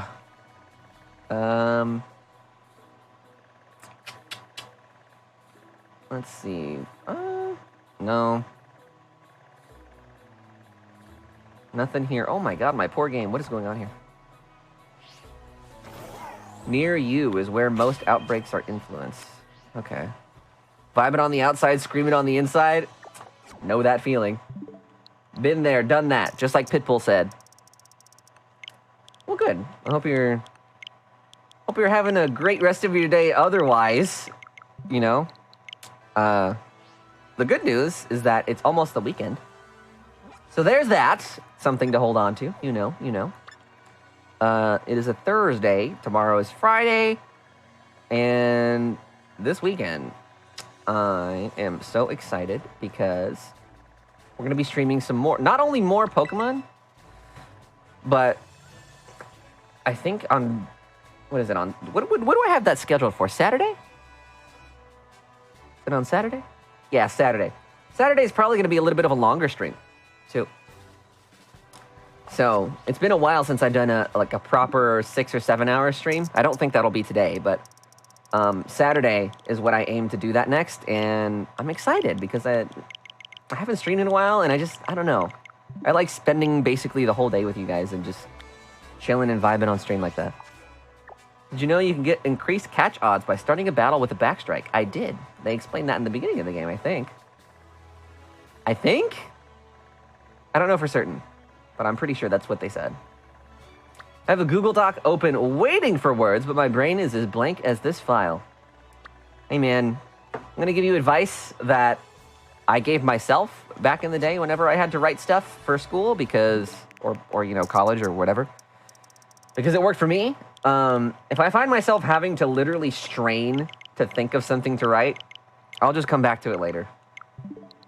Inspiration strikes at the most random of times, and sometimes I'm just not inspired. So in those times, I would just walk away, go have a snack, or watch a movie or something, and then I'll come back and do it later. It gives a lot of people anxiety putting off stuff like that, but I don't know. For me, that always kind of worked out a little bit better, so whether you choose to do that is up to you. I'm just telling you what I did. Tiny question, are we still scheduled to have you watch me play FNF for the 12-hour stream? Probably not, because we have a lot of other people that are going to be joining me for those 12 hours. Oh, God, just even saying 12 hours makes me tired. But some other time, yeah, for sure. Want to write, had ideas beforehand, open the document, and ideas vanished. Yeah, sometimes it's like that. I'll tell you what, in any creative medium, right? That is what exactly what'll happen, right? So for me, like for writing, it'll happen where you'll put the paper in front of you and be like, I forgot everything. Or like for me, whenever I go to like record music or something, right? There's this term called red light fright, right? Where you do all the practicing beforehand, you rehearse all the parts that you're gonna play, and then you go in to record it, and then it's just like, ha! And it comes out terrible. So, you know, once you hit that record button, for music recording for like my channel, for commentary, or recording a video, or like anything creative, it's always when you need it most that it just... So in those moments, I'm like, all right, I'm just gonna come back. And then it works, usually. Oh my God, excuse me. Excuse me. Oh my God, there's so many bats. Why are there so many bats on this map? I've been seeing Noivern, Noibats. Oh my Lord. Feel that I'm a musician and digital artist too. Yeah, so you know exactly what I mean. You know exactly what I mean. It's good to know, like in those moments, the reason why I say it is that you're not alone. You are not the only person that is experiencing these not being able to do stuff when you need it kind of moments. Oh, beautiful. Tarantula. Perfect. That is what we are going to be hunting. So I'm gonna need, hold on. Does tarantula have any gender variants? It does not. Does spidops? No. All right, so we only need 2 of these things. Yes, it evolves into spidops. I always like to make sure, because sometimes Pokemon will have different gender differences. But I did all of my counting before we started this journey, and it came out to 100. But all I'm doing whenever I look at it again is just to make sure that I did my count correct, and it looks like I did. So, we will begin the hunt for Tarantula as soon as I save. Do any of your shinies have marks? No, Mega Wool. All right. Drop that save. Bada bing, bada boom. Did you promise to do FNF for the 12-hour stream because we realized you suck at it, so you agreed you had to watch me play so we could get past the first song? No! No! Okay, oh, I need to bring up my counter. Counter. All right, so, go away! Go get them, Azumarill. You know what to do. Perfect. All right, so we're gonna be chilling, looking for these things for a little bit. Finally found a good seed. Oh my god. I'm gonna go cook dinner now. Goodbye. Goodbye, Mika. Thanks for chilling. It's always good seeing you around here. I hope dinner's good. Maybe make some meatballs. I can only hope to meet your meatballs one day. That recipe looks delicious. And have a good rest of your night. Thanks for tanging. I said thanks for tanging. Why did I say that? I think I accidentally combined thanks for hanging and thanks for taking the time. Weird. Someone here eat coleslaw. I don't. Back in the day when I used to go get Cane's for dinner, I would ask for no coleslaw with an extra Texas toast. But to be honest, like, even now, with my healthier, you know, sort of outlook on my diet, even I still don't even like coleslaw. I like a good salad, I like good, like, vegetables and everything, but coleslaw, I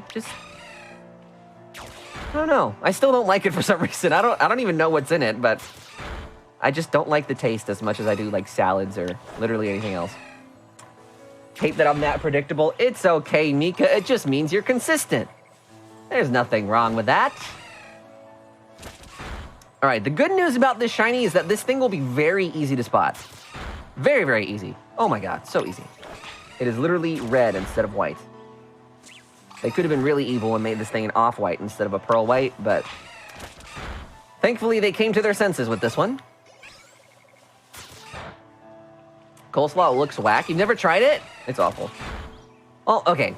It's not awful, it's just not good. That's my beef with coleslaw. I'm consistent in some ways.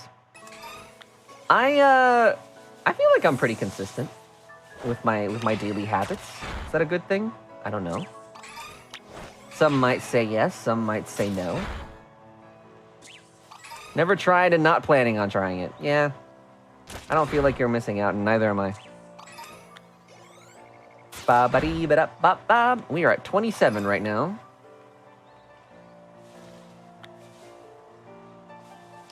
Certainly not consistent on your stream start times. Listen, would it really be... Well, here's the thing. I'm consistently inconsistent. Therefore, I am consistent. So, take that. All right, we are at 30, 31.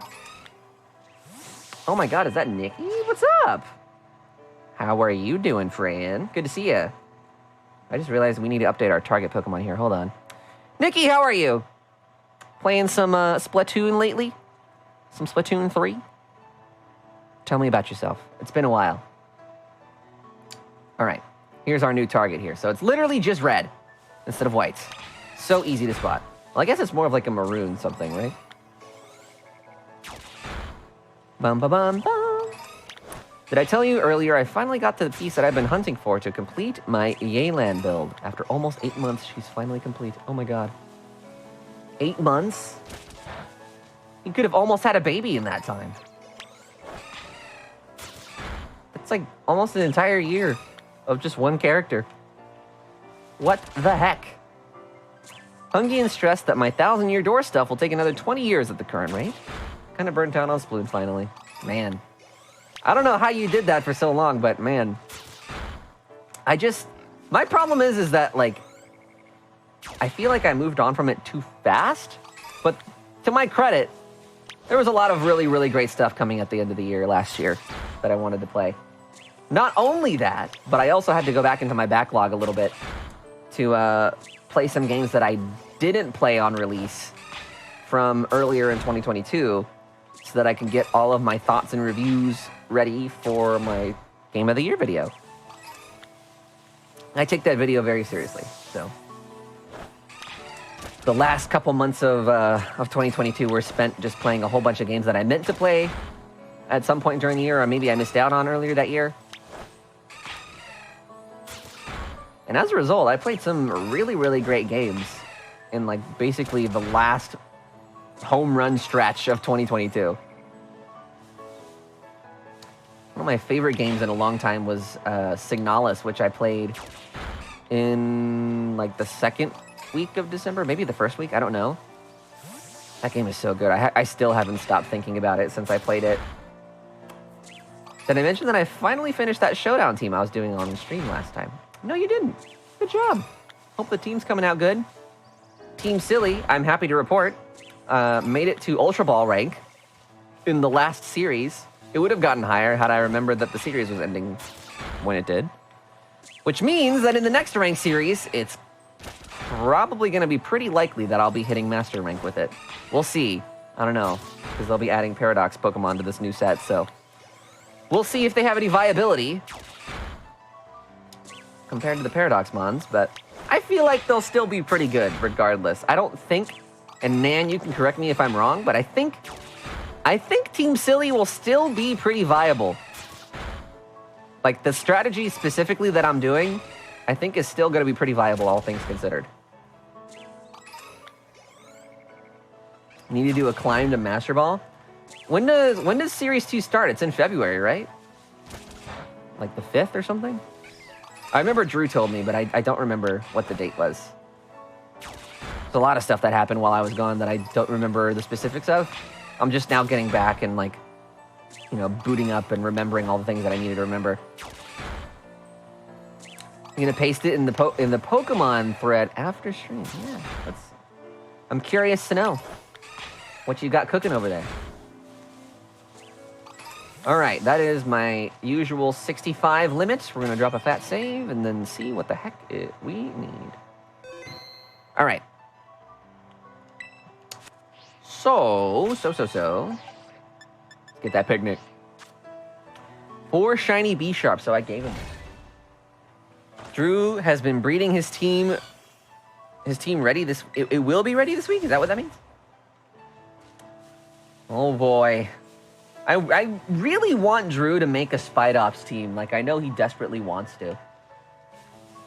I know Spidops is really bad, and it's like, you gotta do so much lead work to make it even remotely viable, but I think it would be funny to have a Spidops team. Just for the lulz, you know? All right.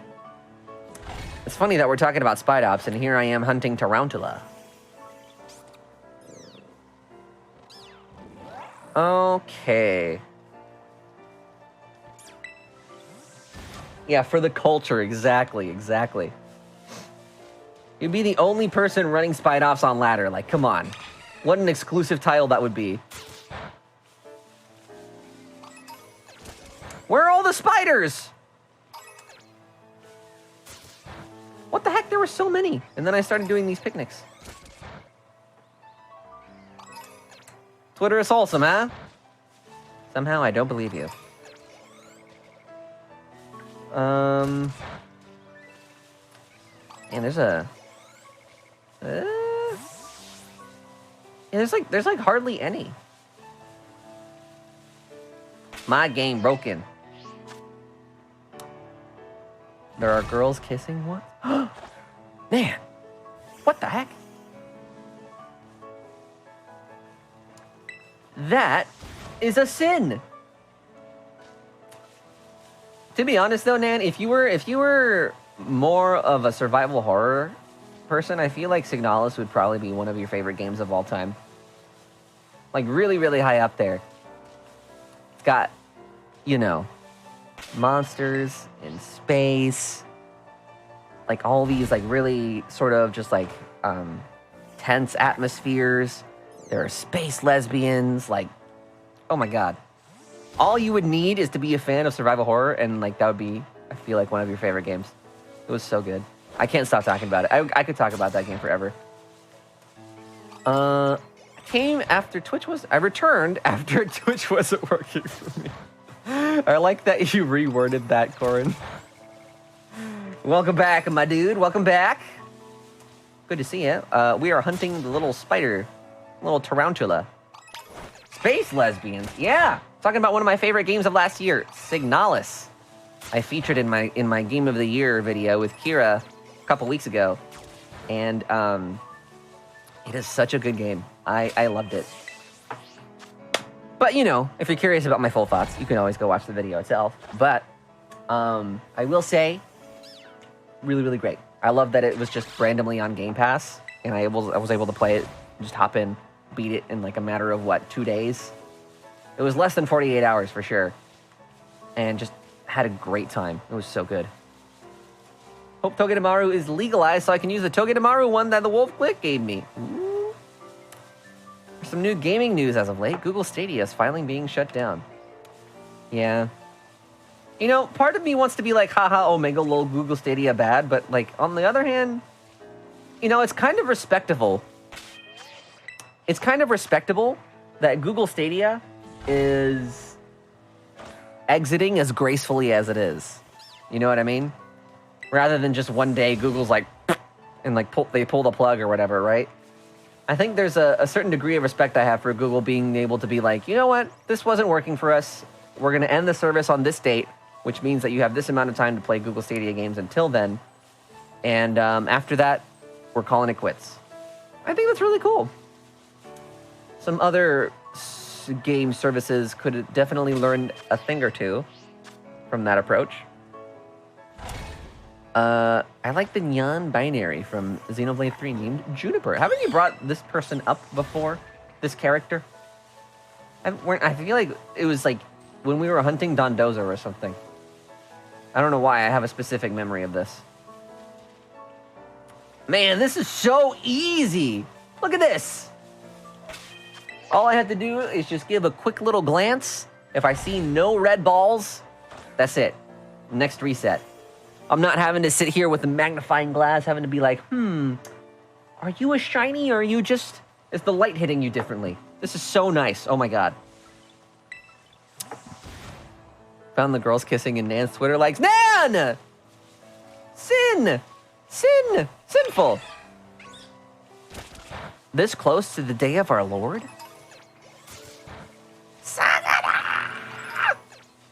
Yeah, that's my Dondozo. I had no say in the matter. Although, to be honest, I don't even know what I would nickname it, even if I was in charge of that. You know? What would I call it? I have no clue. Ugh. I got something in my eye. Ah. Okay. Ugh, sorry. Don Bozo? Man, that's a good one. What about, like... never mind. I had an idea, but it's stupid. You know what? Never mind. I'll just leave that to the alternate universe me to come up with. It's not my job. Girls kissing, men kissing, it's the same. True.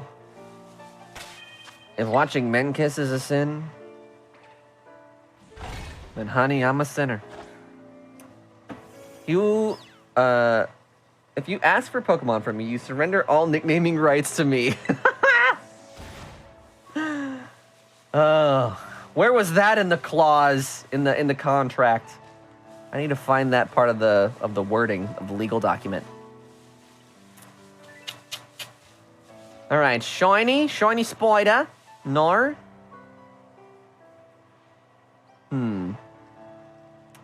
Doesn't look like it in this round either.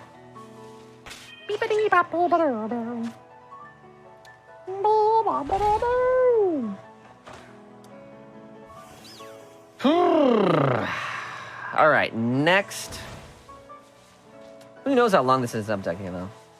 I've had some good luck on outbreaks, and I've had some bad luck on outbreaks. Hunting for Among Us. He's close, right? He's got like the big bulbous body and the little, like, you know, visor-looking color. It's similar, right? But no, Among Us is too busy being in Framemakers right now in that like indie fighting game that got announced or launched yesterday. I don't know. That's when I saw it on my Twitter feed anyway. Apparently the 1-year anniversary of the Tifa incident in the Italian government was yesterday. Ugh. Love Italians. Great stuff. Early access launched yesterday for Framemakers. So, has the word gotten back yet on whether or not that game's good? I don't want to be debated again like I was for Multiverses. Multiverses was good and everything, but man, it just did not have the sauce that Smash Brothers has. So it felt like it was always missing that certain something. you know?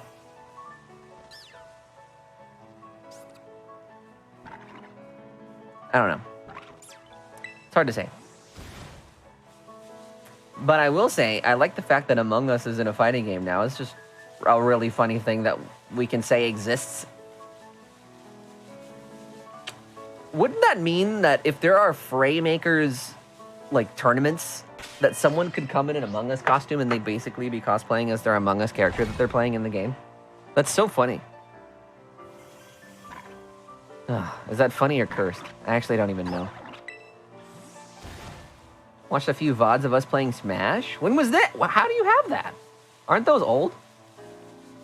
Like, too old to be on here anymore? Oh, it's not a character, it's an assist? Aw, that sucks. Man, wouldn't that have been something if the crewmate was an actual character? That'd have been cool. Also, I know this is totally random, but I just remembered that Squidnick said that he was going to trade me a cloth. And I don't think cloth evolves, so that takes up another really easy slot on my shiny living dex here.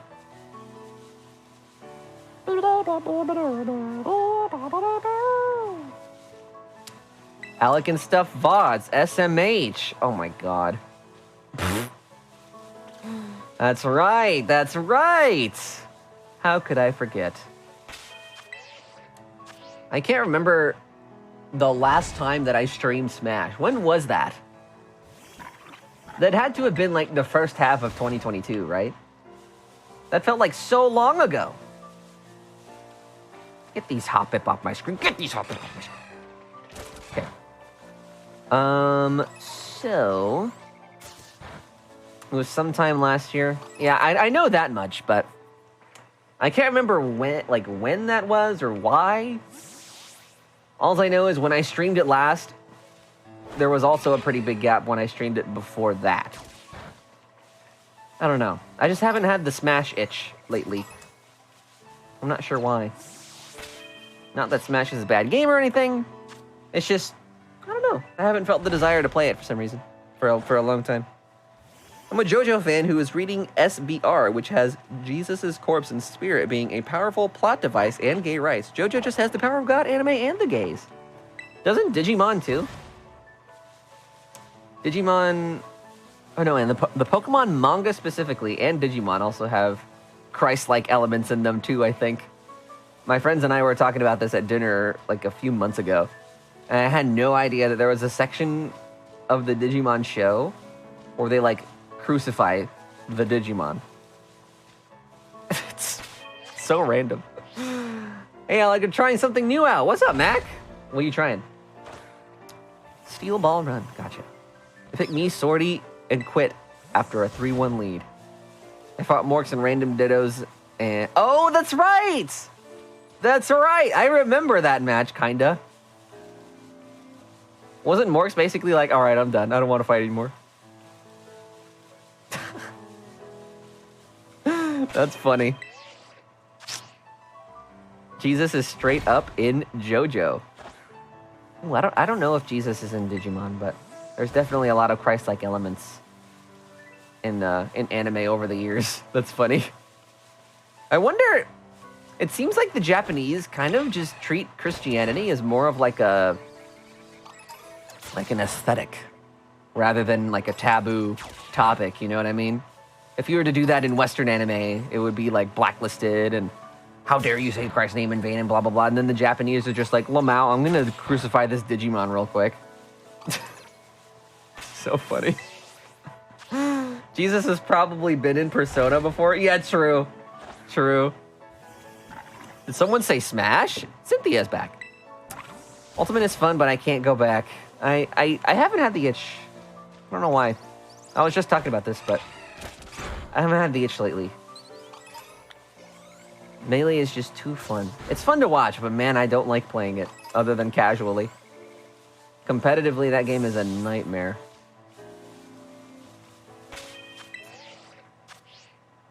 I never understood the hype around Melee. I think a lot of it just comes from the competitive nature of it, you know? The skill ceiling is just super high, for Melee, which obviously only exists for like, you know, like 1% of the player base of that game anymore.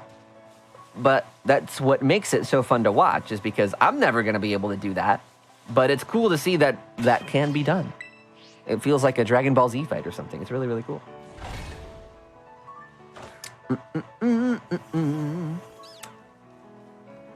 Just makes it more difficult to learn. The speed, I mean. It depends. It depends. It definitely feels like, at least in my experience, you only really get that speed if you're actually, like, learning the mechanics of competitive and, like, you know, doing your research on L canceling and, like, all this other wave dashing and blah, blah, blah. But, like, why would I go through all that work when I could just watch it on a tournament? Come on. That is way easier. And then I could cheer for Mango, and if he loses, get out of stream. I'm done. Gonna go, probably gonna come back sometime later. Goodbye, Vibe. Thanks for chilling. Thanks for hanging. Big Dumpy dudunsparce. Nan, what is that title? What the heck? Bruh. Bruh, Mango, really? What, Mango's an OG. I got to watch him compete. I don't remember what year, but it was the Battle of the Five Gods that took place in my city. And that was pretty cool. I guess Hungrybox is all right, too. I always kind of liked also cheering at the time for Leffen. Because he was more of like the villain, you know? I thought that was funny. My thing, here's my thing. My thing about competitive esports in general, there's not really too many times where I'll have like a team that I'm ride or die for, or like a player that I'm ride or die for. What I want to see are big upsets. And I don't really hate Hungrybox. I don't really hate any of like the Five Gods. But what I did love is watching them lose. And like seeing just the absolute like massive hype around like a game 5 set, and Hungrybox is like stalling or whatever, blah, blah, blah, blah. And then Leffen just somehow just clutches the win. Oh, it's so cool. I love when those moments happen. So I guess I don't really have like a favorite player or anything. I like watching them compete, and then I like watching the stakes, you know, be super high. You know what I mean? Squid Nick, what's up, dude? What up, what up, what up? How are you doing today, sir? I don't like Leffen. I don't really pay too much attention to the Smash scene these days. I did back in like 2014 to 16, but then after that I kind of just dropped off. Lost interest. But I'll still tune in every now and then. And, you know, when a hype set happens, you can't deny that, right? What I also really liked about Ultimate too is watching, oh God, sets with, shoot, what's his name? The guy from Mexico, and he played a lot of sword fighters. He played Lucina for a while. What the hell? Oh my God, what is his name? MK Leo. Oh yeah, that's it. Leo. Yeah. I liked watching his stats too, because he was definitely like the undisputed champ for a while, and then every now and then, someone would clutch out a win against him, and it would just be so hype. But I also liked watching him for the characters that he played. But you know what? If there is a character that everybody, or if there is a player that everybody could just agree is just awesome and wonderful and just a wholesome person, Amsa. When Amsa won that major, I don't remember the name. Whenever Amsa like actually pulled out that win with Red Yoshi, that was so cool. I was so happy for him. He's so nice, like to everybody. Oh, and the fact that he's like a Japanese player too just makes it even cooler. The Big House 10, that's what it is. Yes. BH10. Yeah, everybody loves Amsa. Amsa's great. 30-year-old man making the dino work. Yep. Oh, and Pika. Yeah, Axe with Pika. Yeah, I think those two, I actually do like the player, but everyone else I'm kind of like, eh. It's whatever. You know. I could take him or leave him. Where is this freaking red spider, dude? Scar helped in developing Ultimate? Oh, I didn't know that. Also, Alec, are you gonna do comp Pokemon battles? Probably once Season 2 starts of Ranked, which is in February. So. Oh, Amsa did? Oh, I didn't know that. Although I guess that makes the most sense, right? Because he can speak Japanese, and Sakurai, and I'm sure the rest of the development team are primarily Japanese. Huh. Season 2, or like Series 2, or whatever they call it, you know, of competitive Pokemon. Booting up the game to trade Poggies. It's a cloth, right? I'm remembering right? Why not try to get Master Ball when Series 1 is still a thing? Because it ended. Like, the battle arena ended. It ended before I left for vacation. Yesterday, I learned Scar invented Twitch gifted subs. I am not even kidding. Cool.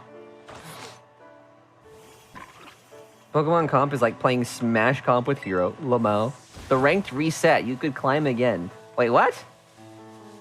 Oh, do they do that thing where there's a split in the middle of a season?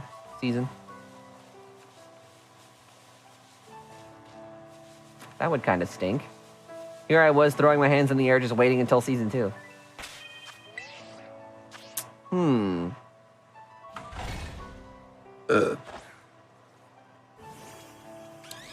Just the ladder resets monthly. Still same rule set. What? What the? Okay. I guess, alright.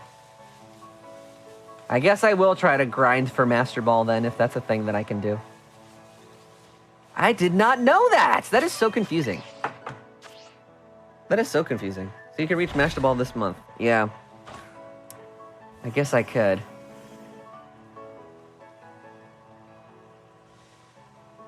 Gotta show me something? Oh boy. Don't you brong me! I don't deserve brong. Literally all of Sword and Shield. I didn't compete in Sword and Shield, really! I would pop in every now and then, and even then I don't really think I got much further than Great Ball. The last time that I had like a real... The last time that I like grinded in a Pokemon game was probably Omega Ruby Alpha Sapphire. I was playing around with the idea in Sword and Shield, but I never actually like fully dove into it, you know? So I think Scarlet and Violet are going to be where I break that chain of disinterest. I think I actually want to try and hit Master Ball. I got close before the ranks reset, and I think I can hit it. I just got to be a little bit calculating when it comes to Murkrow. That thing is so annoying. I hate Murkrow. I also hate... I don't hate it. It's not as often. But I don't like going against Meowscarada either. Meowscarada is so annoying. So annoying. Mousehold is okay because Mousehold doesn't really tend to one-shot you. Neither does Dondozo. It's the Pokemon that have the one-shot potential that are really scary. And the reason why I hate Murkrow is that it also just has that ability Haze that removes all stat buffs from your side of the field. What the hell? You know? So, those are the Pokemon on the top of my list of trying to play around in this current rule set. It's a good thing one of those two Pokemon is on my team. Well, it's good for now. I don't know what the heck is going to happen when all the Paradox Pokemon become legal. But I think for my strat, specifically, I should still be good for the most part. I think I might have to tweak some things just to make myself covered for certain matchups with the Paradoxes. But my strat specifically should still work for the most part. What's wrong with Persona Cat? You know, it just has that signature ability that you can terraform, or you can terrestrialize it, right, into a grass type. giving you stab, essentially an attack boost, right? And then you also use its signature move, which is a grass type move. Its Meowscarada is also grass, which gives you like more of an attack buff. And then you also give that move 100% crit rate. That's what's wrong with that. That thing will always crit you, always. And usually is pretty capable of one-shotting my even buffed up Dondozo, which is just so stupid. Oh my god. I hate it. And on top of that, it's fast. So it's faster than my Dondozo. It can one-shot it. And I can basically just do nothing in that scenario. If it one-shots my Dondozo, it almost certainly one-shots most things on my team. Or, like, in general. The only thing that it has going against it is that it's not very high on defense. It is also capable of being one-shot, but it's just so fast, you know? So it's one of those Pokemon that almost certainly, at the very least, will trade. Like, it will feint something on your team, and you will feint it. So, at the very least, if all Paradox Mons are becoming legal, then Fluttermane is going to be on, like, every single team. Probably. I feel like Fluttermane is going to be pretty popular. I feel like Iron Bundle has potential. I feel like Slitherwing also has potential as well. And a couple others. You know. But we'll have to, it's one of those things that we'll have to wait and see. You know what I mean? We'll have to wait and see what happens. All right. Squidnick, what is the code? What is the code for you? I have to remember how to do this. I have to go to the Poke Portal, launch a Pokemon trade, in it for the call-off.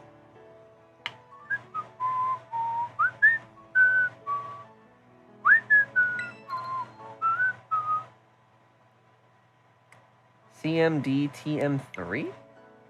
Oh, a Union Room? If you want to just trade, wouldn't it be easier to just do a trade? Can't believe you've done this. That is absolutely bonkers. Absolutely bonkers. Squidnick said true. All right. Let me see. Let's just do this. Set link code. We'll use my normal one, and then I'll search here in like 15 seconds when I'm assuming you're ready. Pengona Levnis, his mother does nothing but halves. What did I just read? I have no clue. I hope that wasn't offensive. Oh me lord. Oh me, oh my. You know what's funny is that, like, doing that accent or whatever is just so addicting. Once I start, it feels like it's hard to stop. Will you watch my video? Maybe if you're good. Maybe if you're good, we'll do it at the end of the stream. But I'm trying to complete my shiny dex, thank you. Uni quote from Xenoblade 3. Oh. Well, how about that? Do you want anything in return, Squint? Here, I'll give you a shiny. One of my extras. You want a shiny Meryl? Lechonk? Anyone else ever noticed the red spider kind of looks like a crewmate? Somebody else pointed that out earlier. And I didn't see it until that was said, but I hate it. All right, you said pig? Gotcha. Shiny Lechonk. My only caveat with taking trades from people for this shiny living dex is that I have to give you something even in return, even exchange. So, a Lechonk for a Cloth seems pretty even to me.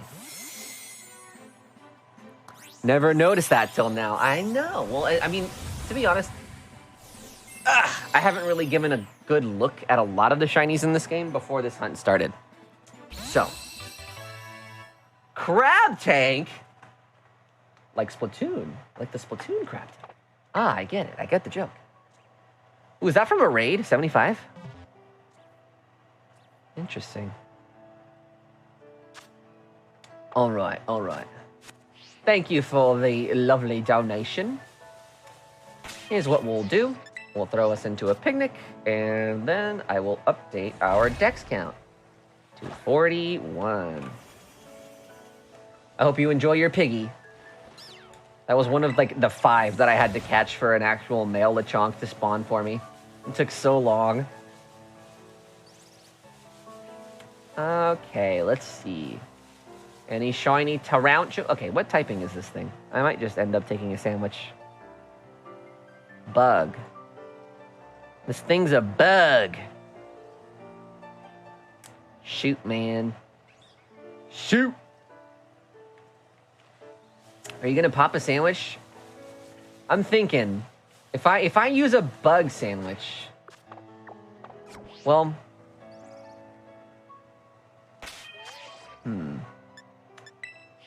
if I use a bug sandwich, I feel like I'll only take it if I'm able to spawn two shinies, because I feel like one shiny of this is not worth it, because I'll still have to hunt anyway. I don't think there's many other bug-type Pokemon in the Paldean Dex that I'm missing. So it's not like I can transition into another area either. Do I have the resources for it? What are the 2 herbas that I can't combine? Rabska's true, but does it spawn near any other bugs? I have salty and sour. Sweet and sour. Okay, cool. You know what? I'm just going to do a sandwich, I think. I think that's what we'll do. So, let me just find our little guide here. Sandwich making. Perfect. And there a pick for that? There is. There is. All right, so we're going to do creative. What is it? Pickle cucumber? Pickle cucumber. And then we're hunting for bug. We're gonna need cherry tomato. 1, 2, 3.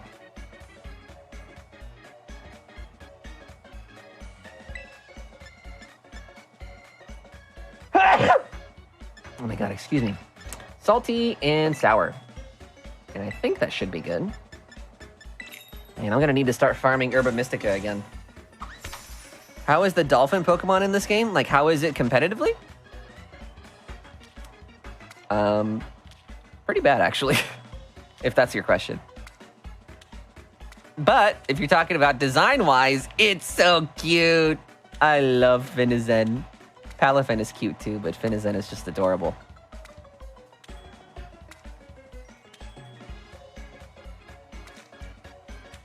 Oh, just impression. Impression? Amazing. I love Finizen. Ah. He got top 8 in a regional. Was that for singles, Nan? For singles, I feel like it's definitely fine, but I don't know. Doubles, since it's so, like, switch heavy, I don't know. Really? Doubles? Oh my god, wow. Weird.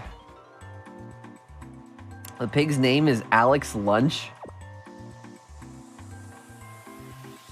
Is it actually? Wait, I don't remember naming it that. Beep, beep, beep, beep, beep, beep. Look at that. Beautiful, tasty alecandstuff original. Sparkling Power title and Teensy Power?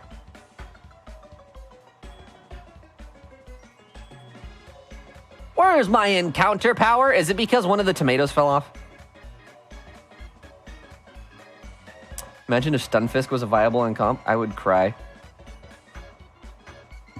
Drop a cherry tomato. All right.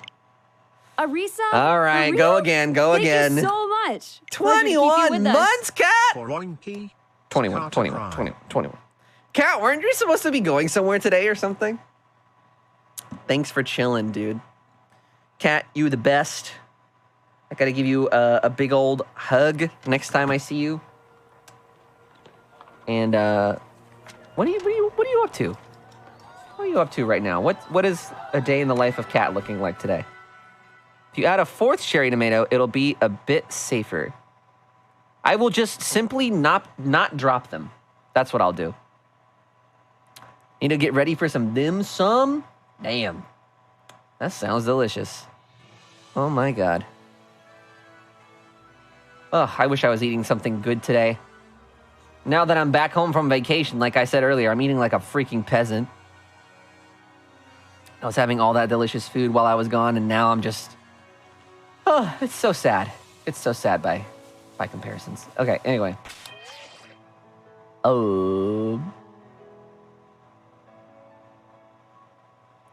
When did...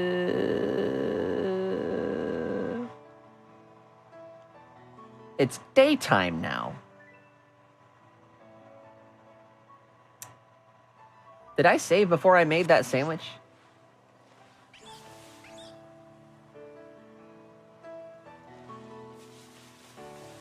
Surely I saved after I hit the 60, right? I probably did.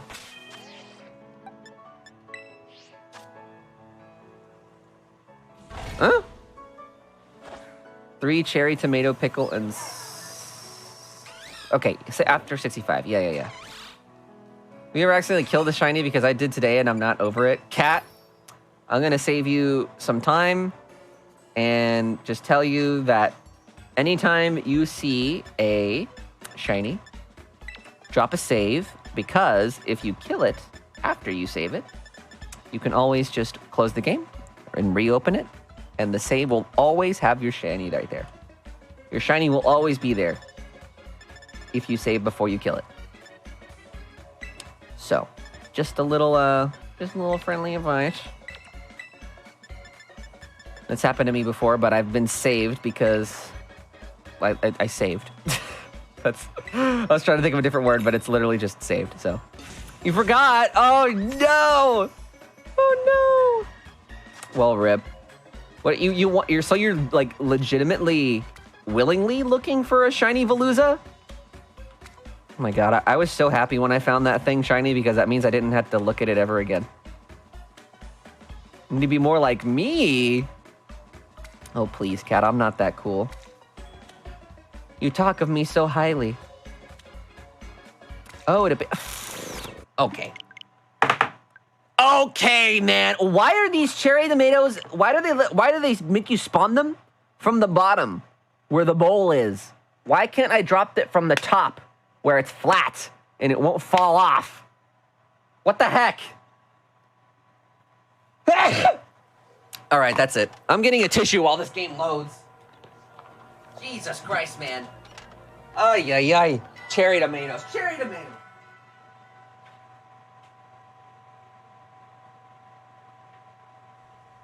Oh, Lord.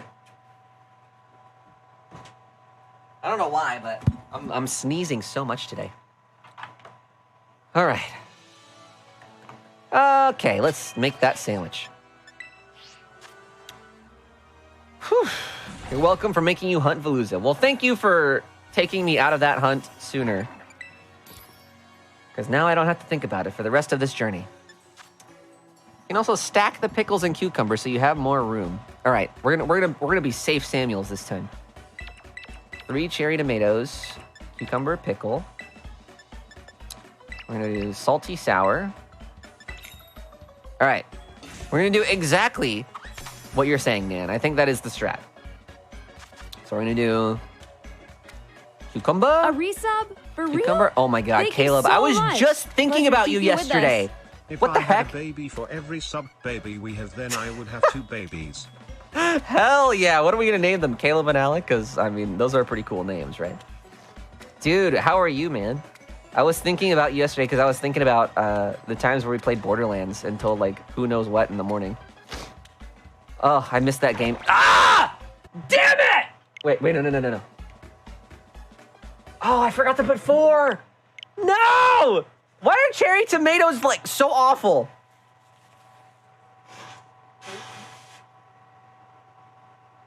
Oh my God. I hate these things. God. Why do they make you put them on the round part instead of the flat one? What the heck? Ay, ay, ay.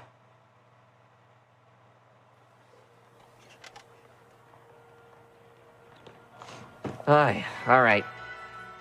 We are certainly going to do 4 cherry tomatoes this time. That wasn't how I thought to stack the pickles and cucumbers. Well, how do you stack them? Just like on top of each other? I may re-download Tiny Tina. That game was so goofy. I want to at some point. If you ever do want to do some more gaming like that, let me know. Because I've always wanted to go back and play the side quests. But, I don't know. The thought of doing that by myself was never really that attractive. So, unlike you, Caleb, you sexy man. Looks like the shiny dex is coming along nicely. It is. If this sandwich goes well, I will have 43 out of 100 in like half an hour. As soon as I can freaking stack these cherry tomatoes on this sandwich without them falling over. Okay, and then pickle. I'm gonna make the ugliest, oh God. This is the ugliest sandwich I think I've ever crafted. You need to drop 4 cherry tomatoes if you use 4, so a lot of room for error. Okay.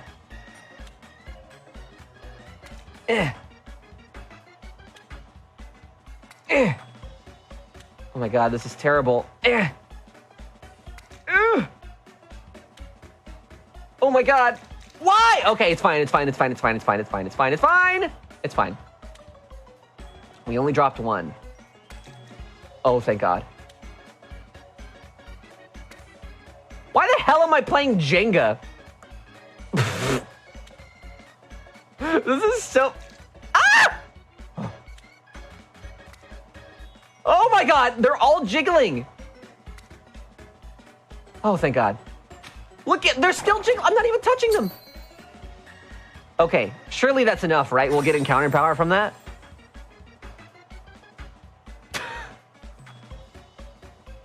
Why was that so hard? Oh my God. Cool. That is a very disgusting looking sandwich. I better get the 2 shinies that I need from this. I've had the push potato salad on my sandwich. That's so funny. Oh man. Top 10 final bosses in gaming in history. Yeah, this sandwich. There we go, encounter power. Okay, cool. All right, that's all I needed. Now this stupid bug could spawn. That'd be great.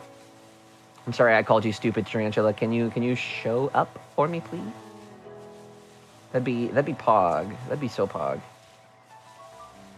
All right, we got a lot of bugs going on around here.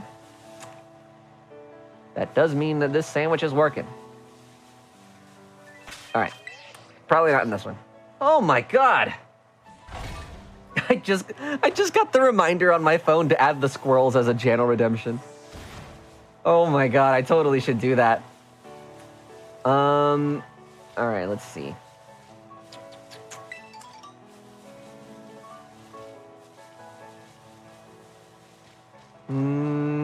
Keeping my eyes peeled. Do it live on stream. I gotta remember my login for the thing that I use for redemptions. Unless you want to see me fumble with my password, that would be very sad to watch, I think.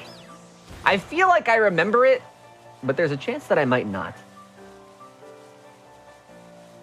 Now, what does shiny scatterbug look like? Is that something that I'll notice from this amount of distance away? I don't remember. All right, nothing there.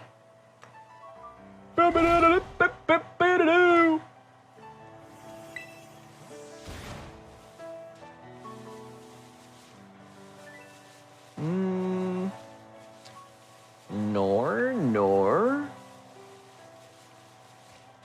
God, okay, so what I'm worried about is if this sandwich does not work, that would mean that I'm gonna have to go through all of that effort to make that sandwich again. So, please work. Oh my god, I need 2 of these things. Unless somebody wants to make a generous donation of tarantula.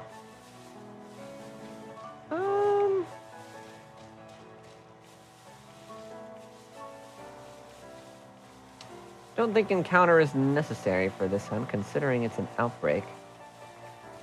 I guess it makes it slightly easier just because there are some, what would you call them? Like, you know when Pokemon spawn and there's a group of them? There are some groups that take up room on the spawn table where I am. There's like fletchling and stuff that'll spawn. So if anything, it's keeping me from seeing those. But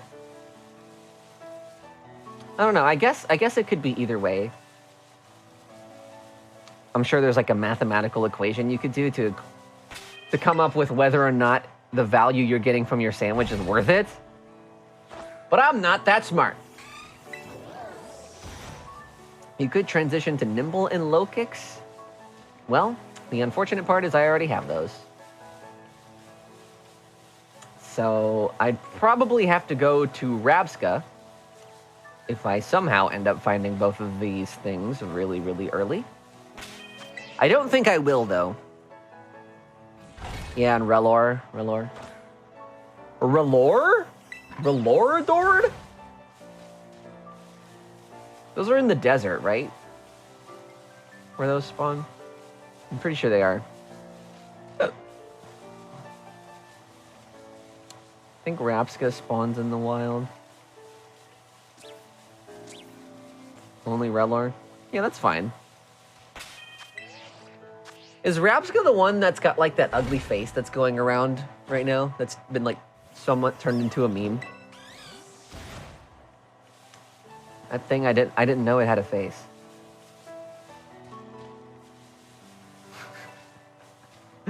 That's Relor? Is that what it is? Okay. Well, either way, that thing is horrifying underneath its shell. So, kind of glad that in game you don't really actually see it all that much because it's facing the ground. Although, biologically speaking, I don't really see the point of having your mouth face the ground. Wouldn't that be harder to, like, what? I wonder what the evolutionary need for that would be. Gosh. Man, we've talked about everything today. Rabska's ugly face, the evolutionary need of Pokemon, and Ratware being canceled, and freaking my Disney trip. Like, we're all over the place today. Crazy, crazy.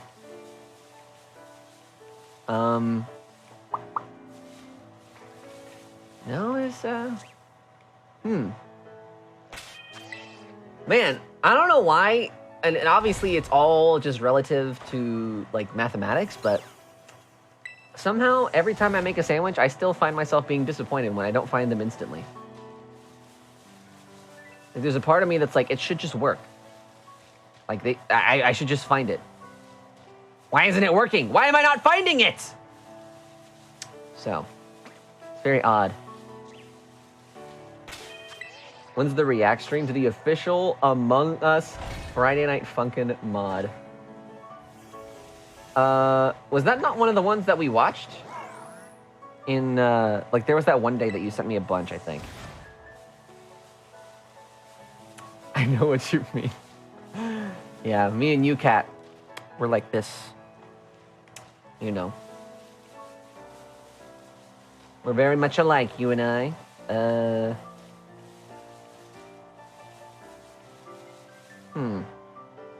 Man, I am disappointed. Ooh-woo. Just saying, Kat. This one released like January 3rd. Damn, that was recent. Wait, when was I live last? First? Second? Or was it the third? I don't remember. Man, I tell you, this whole month has basically just been like a blur to me. Although I'm glad to know that, like, out of the friends that I know at least, I'm not the only person that's kind of like been absent. My friend Elliot hasn't really streamed all that much this month just because he's had other stuff to do. My friend Roger's Base got hacked, so he hasn't been streaming a whole lot in January either. So, makes me feel a little bit better knowing this. When's your birthday again? I forget every year. It is in a month. It is the 25th of February. I'm a fish. I'm gonna be celebrating the last year of my 20s. Celebrating the last year. Kicking it off, doing who knows what. So, we'll see. We'll see how that goes. I remember leaving to download the mod and coming back to find you were still hunting the stupid tumble. Oh, that's right! That's right, but we eventually found it. So it all worked out in the end, thank God. Yo, Oh, Jesus. thank you so much. Welcome to the Mora sub club. HD, thank you for the follow. Or sorry, that's a sub. Thank you for the sub, sorry. Welcome to the sub club. I appreciate you using your prime on me, little old me. Thank you. Thank you, thank you, thank you. Okay, yes, yes, yes, because you're 5 months older. Oh, shit, it's a year. That's right, that's right. I'm an old man, as they say. They being my sister. My sister reminds me of that all the time. But, I don't know. My friend, Goulet, who also does the voice for our channel mascot, she's turning 30 this year, and she's kind of the one that's kind of made me a little bit more optimistic than I otherwise would be. She's kind of the person that's like, I can't wait for my 30s. She's just very, very excited to be more financially stable, more emotionally stable, and just a lot more confident in herself than she was in her 20s going into her 30s. And I think that's a really good way of looking at it. You know? Because if I look at the eras of my life, right, I think of myself in my teens, cringe, super cringe. I think everyone does that. And then I look at myself in my 20s, even where I am now, and I think, okay, you know, still kind of young, still kind of a baby in figuring things out, but there's progress being made here. And I feel like in my 30s is where I'm really going to just flourish into the person that I want to be, you know? Funny story, our dads are friends, and he told me about you a while ago. Just wanted to show support for the guy living my dream. Salud mi hermano, and happy grinding. What? Do I know you? Wait, huh? Excuse me? That is so wild. What? You know my dad? That never met. Oh, wow. What the heck? What? That's crazy. That is so cool. Well, thank you. I appreciate that. That is so wild. This is the first time I think somebody's ever told me that they know my dad, but not me. Like in stream. That is weird. No, I think you're right, Morks. I think you're right. That is very unique, Omora. And I hope you are okay with having that title. I hope you feel honored. Nobody's ever told me that before. Hello? Your dad's a cool guy? Ah, shucks. Thanks. I think he's a bit of a goofball, but, you know, I guess he's cool. Do you think we look alike? People tell me I look more like my mom than I do my dad. But when I was younger, they said I looked like my dad. So. Bro, that is wild. Wow. Well, thanks, Dad. I hope he had good things to say about me. Oh, man. Is it hot in here all of a sudden? Both some handsome fellas. Whoa! Well, thank you! Sheesh! Chat, why aren't you guys ever this nice to me? Just kidding. Wow. I appreciate that, Omora. Thank you. You are tuning in on a day where I've come back from a family vacation. My dad didn't go. And not because we didn't invite him, but because like he had other stuff to do. But, you know, today's more of like a chill sort of relax, catch up with everyone day. And, you know, I think I'm going to remember this for quite some time. So thank you for making this day even more special. Excuse me, I call you sexy every chance I get, Alec. Okay, well, I think it's just you, Marks, but I'm speaking about everyone in chat, okay? Oh, man. If you're curious enough, my dad and me are both Danny Mora, hence the Twitch. Oh, okay, cool. I'll be sure to tell him about you, and then I'll tell him about you, and then he'll tell me about you. Right? Does that make sense? It's like we're finding out about each other through our dads. Very weird initial connection we've got going on right here, but I love it. I love it. Are you a Pokemon person? Like, are you like in the Twitch world at all, or like tell me? Oh my God, I want to know all the things. This is so interesting. Are you a Twitch person, a Pokemon player? I don't even know. You know, where is this buff? We've been sitting here, walking around in circles, looking for this stupid spider. Okay. We still have more than half left. So, I guess I shouldn't feel super tilted that we haven't found this thing yet. But man, it really feels like we should have right about now. I'm seeing a bunch of cotton balls in this field, but not the red one that I'm looking for. Oh, man. You want to know something? It wouldn't be a normal stream day for me if it weren't. It wouldn't be a normal stream day if I didn't mention the fact that I'm getting hungry. And I don't know what I'm going to do for dinner today. I'm kind of tired still from traveling yesterday, as much as I did.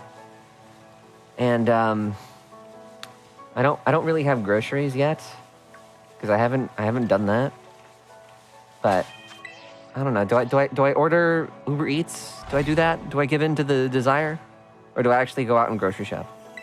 I'm a wee but never got into Pokemon. I love Smash Brawl, but I'm more of an FPS and esports guy. Oh, snap.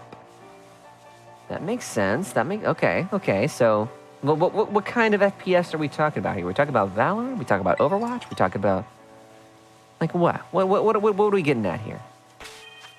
Don't you ew Brawl, Cynthia. It's got the Subspace Emissary. It's got freaking Solid Snake in there.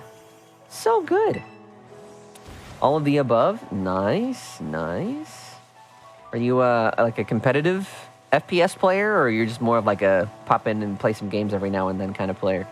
I have friends that do both, and it's just, I like hearing about all the different experiences. COD, Valorant, Overwatch, and used to play Rainbow Six. I remember Rainbow Six. Oh my God. Although, I think the Rainbow Six people play today is different, because the one that I used to play was Vegas. I can remember the box art, and it was some dude like rappelling down the side of a building. I remember that one being fun. I don't know what the current. Oh, it was Siege, right? It's Siege. Oh man, that one in Call of Duty, I'm always so like out of the loop on. But Valor and Overwatch, those are the ones that I play competitively. I need to get back into Overwatch though. Do I? Wait, I don't know. When 2 came out, I was so excited because I was like so confident that it was going to bring me back into the desire to play ranked in that game again, but I don't know. Then Splatoon came out, and then Pokemon came out, and then I lost myself to Pokemon, and now I'm in Pokemon, and then Zelda's coming out in a couple months, and I'm totally going to lose all my hours in Zelda. And then after Zelda, who knows what else, because, you know, the directs haven't gone live. Oh, found one! Oh my God. All right, see? Here's a tutorial for people in chat named X-Catastrophe, okay? So, we see the shiny. We press the right bumper. We hit save game. So now, if I KO this thing, I will still have it. And if you're a cat, make sure to like and subscribe on this video. No, I'm just kidding. Okay, where is my ceremonial premiere ball? Where's my ball of premiere? Thanks, I get too excited and run towards it. I did too. I almost forgot, but thankfully I had the memory to be like, okay, wait, hold on. Sometimes my feet, my body moves too fast for me to think. You know? It doesn't move as fast as my brain. So. And that's how I end up performing sexual things. No. For shinies. Still have our trainers are twins. I wish that these here's the thing. I love that they brought customization back. It's really, really cool. Love that. Thank you, Game Freak. But I really wish that they would add more options for clothing and stuff because there's only so many. There's only so many, you know? And I feel like that makes a lot of us trainers end up looking kind of similar. So I don't know if it's like in their best interest to later on down the line release like a cosmetic pack or something that you can download or update with, or you know what I mean? Like, I don't know. I don't know if that's something that they would be interested in, but it'd be really cool if they did. You mean you want a shiny hunt? Do it. I don't know what what are you shiny hunting for? Like a certain team, or are you crazy enough to do the shiny living decks like I am? Okay, so that means we are at 42. Just by the way. 42 out of 100. Thanks for the free shill on the Vaz channel. Oh, yeah, no problem. Yeah, don't say I never did nothing for you. Just want to do any. Aw, yeah, well, you should totally do that. Like, no pressure, no expectations or anything. Just kind of shiny hunt. Did you ever finish your decks, Kat? You have the shiny charm? You did, right? I want to say you did. Subscribe to alecandstuff bots. Let's go. Not affiliated, by the way. We are not the same person running these channels, but you know, you can feel free to, you know, do that. All right, let's see. Nothing on this reset.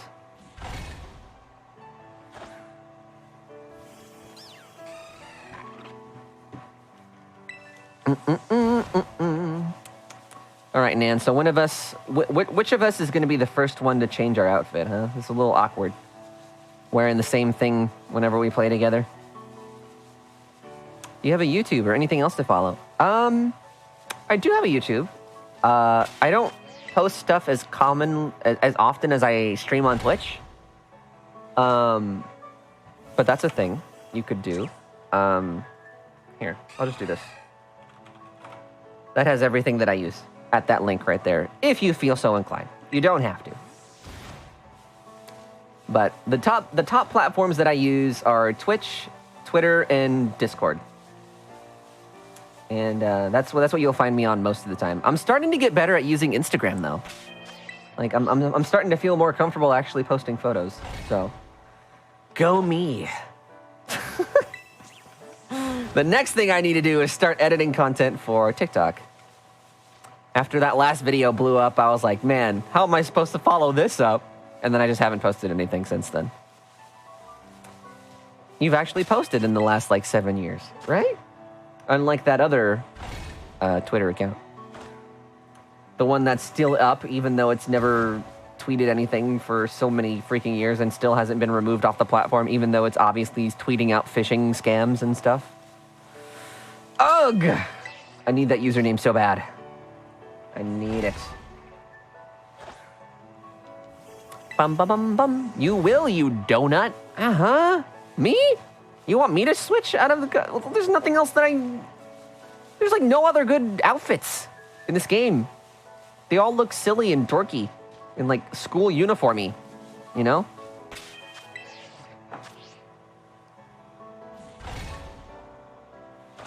It's very sad. It's a very sad state of affairs. But, you know, I feel like this only bodes well for future games because maybe going forward, Game Freak will have a bigger repertoire of things to import into later games. And maybe that means that we'll get a really big catalog of customization options in the next like 2 or 3 games. Maybe. I keep thinking the shiny tarantula in the corner is an Among Us. Can you not? Can you don't? You're like the third person to point that out today. I have shiny Wattrel. Do you need that? Nope. I do not, unfortunately. Thank you for the offer, though. What I'm really thinking I'm gonna need, like in the future, is a shiny Tadbulb. I'm gonna need 2 of them because it has an evolved form. But shiny Tadbulb is becoming a problem because I've done like 3 outbreaks of Tadbulb now, and you know, did the full odds and KO'd 60 and blah blah blah, and I still haven't seen a shiny one. And I don't think hatching eggs is going to necessarily be a good use of my time either. So I don't know. A little bit of a predicament with that one. It's been very annoying to try and find a shiny Tadbulb. So if anyone wants to make a charitable donation for that one, I have a whole box of extra shinies that I could trade for you for. You could take your pick. But of course, all of this pairs in comparison to the shiny Mousehold and, you know, the dudunsparce. But at least the dudunsparce, you can kind of manipulate it to be, like, in Area 0, the only thing that spawns. I mean, sure, you still have to wait for the shiny 3 segment to pop up, but at the very least, you can manipulate it to have it only be that. Whereas Mousehold, I think I'm going to have to evolve so many mice. So many tandem mice. Just to see if it's going to be a shiny family of 3 or not. Oh my god. Speaking of Among Us, when is that reaction stream to the official mod? I don't know. You know, some things in this life we don't have the answers to. Why is Cat so cool? I don't know. Why is Nan so cute? Who knows? These are things that we will never know. Why does Morx play me Sword Fighter? Who knows? But you know what? We gotta take appreciation in the unknown, right? We gotta embrace the unknown. And that's the whole beauty of life, isn't it? You have a me Swordy too, Nan? Bruh. If you keep calling Nan cute, the girl at the bar is gonna come for you, right? Or her boyfriend. Like, I don't even know. That's a whole triangle. It's such a triangle, it's turned into a rhombus. A completely different shape, really. I don't have that much longer on this sandwich. So, if this thing expires, do I just reset and then make a new sandwich? I don't know, man. I never know. Pythagoras rolling in his grave right now. Imagine being named Pythagoras. I cannot with that. Okay, so hold on. I can't speak English. I don't know why. So was Pythagoras like the person that, like, obviously this person came up with a theorem with like the triangles and the shapes and blah blah blah, but like,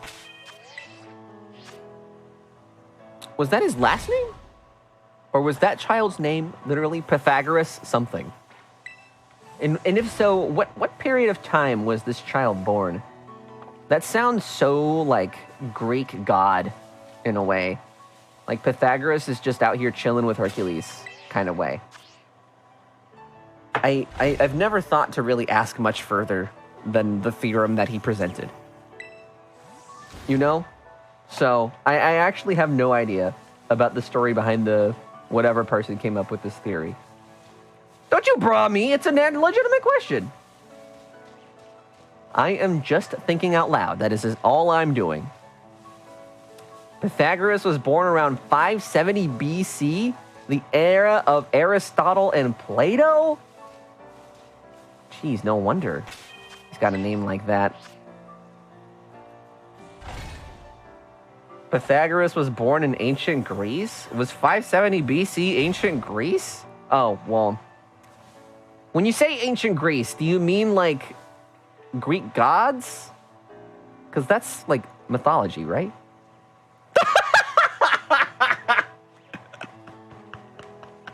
You know what? I'm just gonna keep saying things wrong on purpose just to make Cynthia very mad. Can we get a fact check? Yeah, someone give it to me straight, okay? Give me the backstory on Pythagoras. I want an ASL on Pythagoras is what I want, okay? Oh my God, ancient Greece.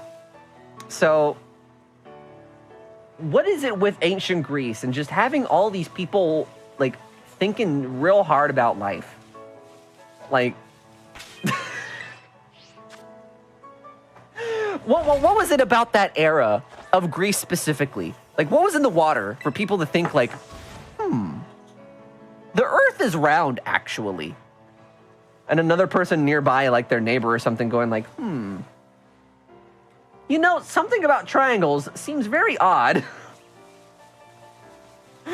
What the heck? Okay, so we have a whole backstory here. Okay, so Pythagoras of Samosa, ancient Greek, or Romanized, was an ancient Ionian Greek philosopher and the eponymous founder of the Pythagoreanism.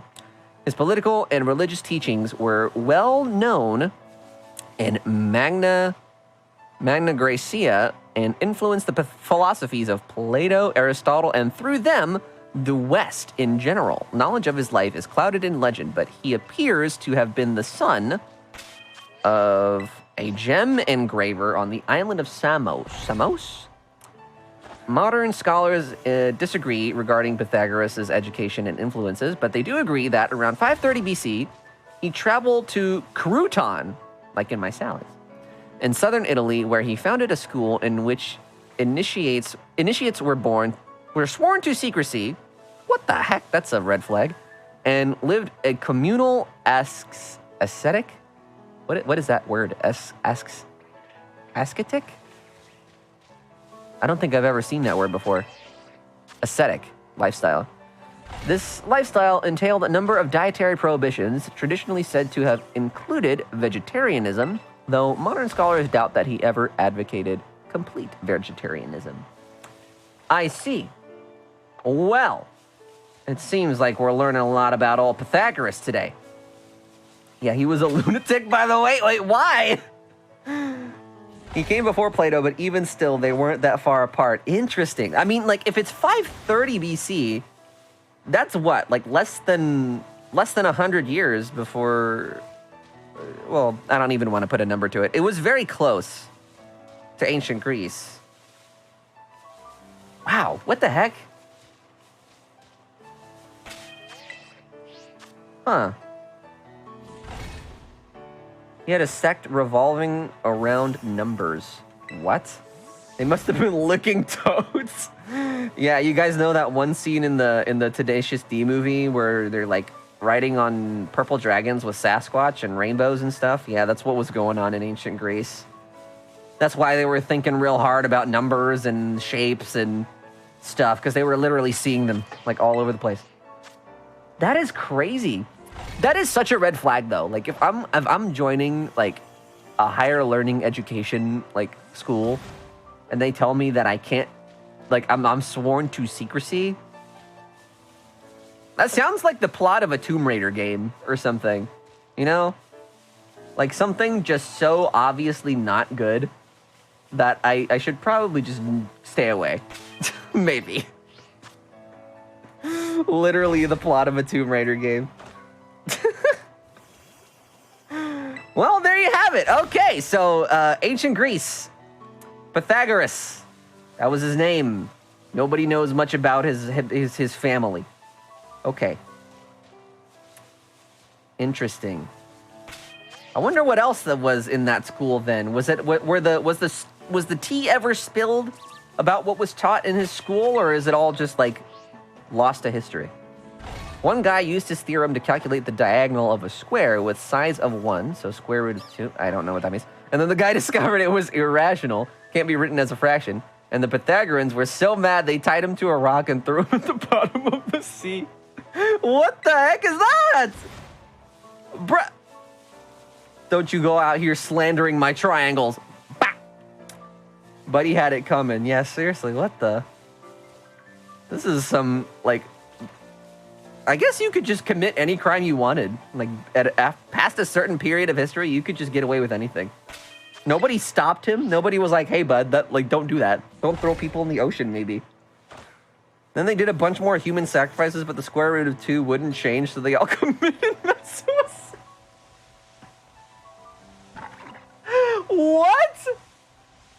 They lost to numbers? Are you kidding me? That's not real. There's no way. What the heck? So, like, Pythagoras and all of his stands were so upset, they just unalive. Like, they just, like, Control-Alt-F forward. And just quit life. What the heck? That is wild. So then, I guess if they all died, then there's, like, really no way that you could know what was being taught there unless it was written down, right? That is very interesting. I never knew this. Whoa. Man. Wish I had that sandwich right about now. Some other stuff is starting to spawn. Freaking frick, man. Freaking frick. Ah! I've got a story, but I gotta check my facts. All right, cool. Much appreciated. Thank you for only speaking the truth around here. This was more informative than my history class and more entertaining, right? Like if I was learning this in school, oh my God, I'd be there every day. I want to know, like, there are so many people I feel like throughout history that I just don't know anything about, like their own personal history. Because you learn more about their teachings than you do about the person behind them. I feel like another person that's like this. Oh my God.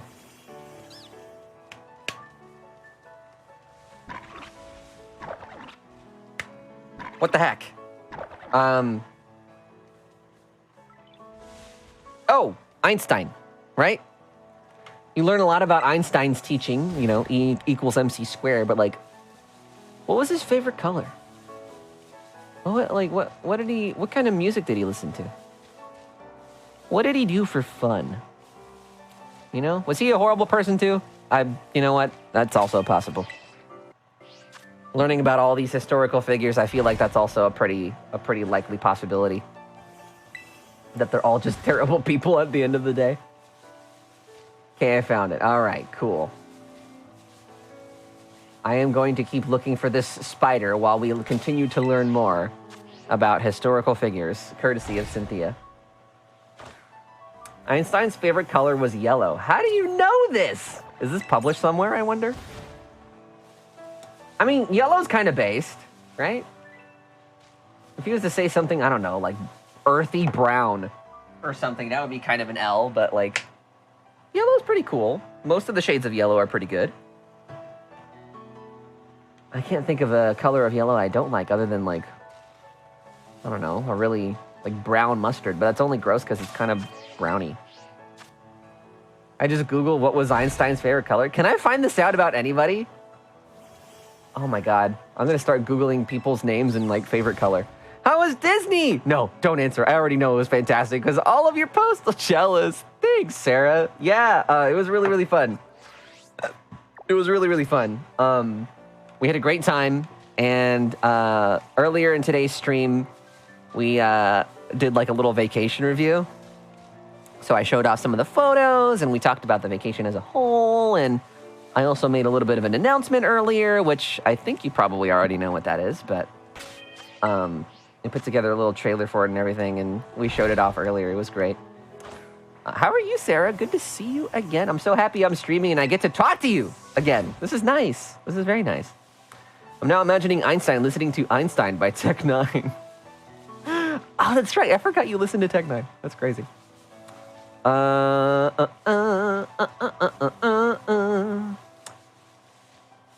Congratulations, if that's what the trailer is for. Oh, no, it's not. It's not. It's not. It's not. It's not. I haven't talked about that yet publicly, Sarah, but Morks is saying play the trailer. Okay, all right.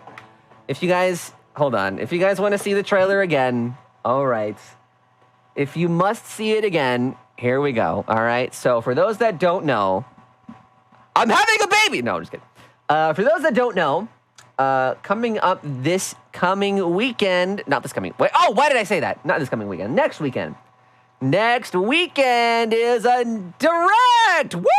This is the second one we've got coming up on our channel. We've done one before. It was great. This one's going to be really, really good, and I'm so excited. There's going to be so many people a part of it. We worked really...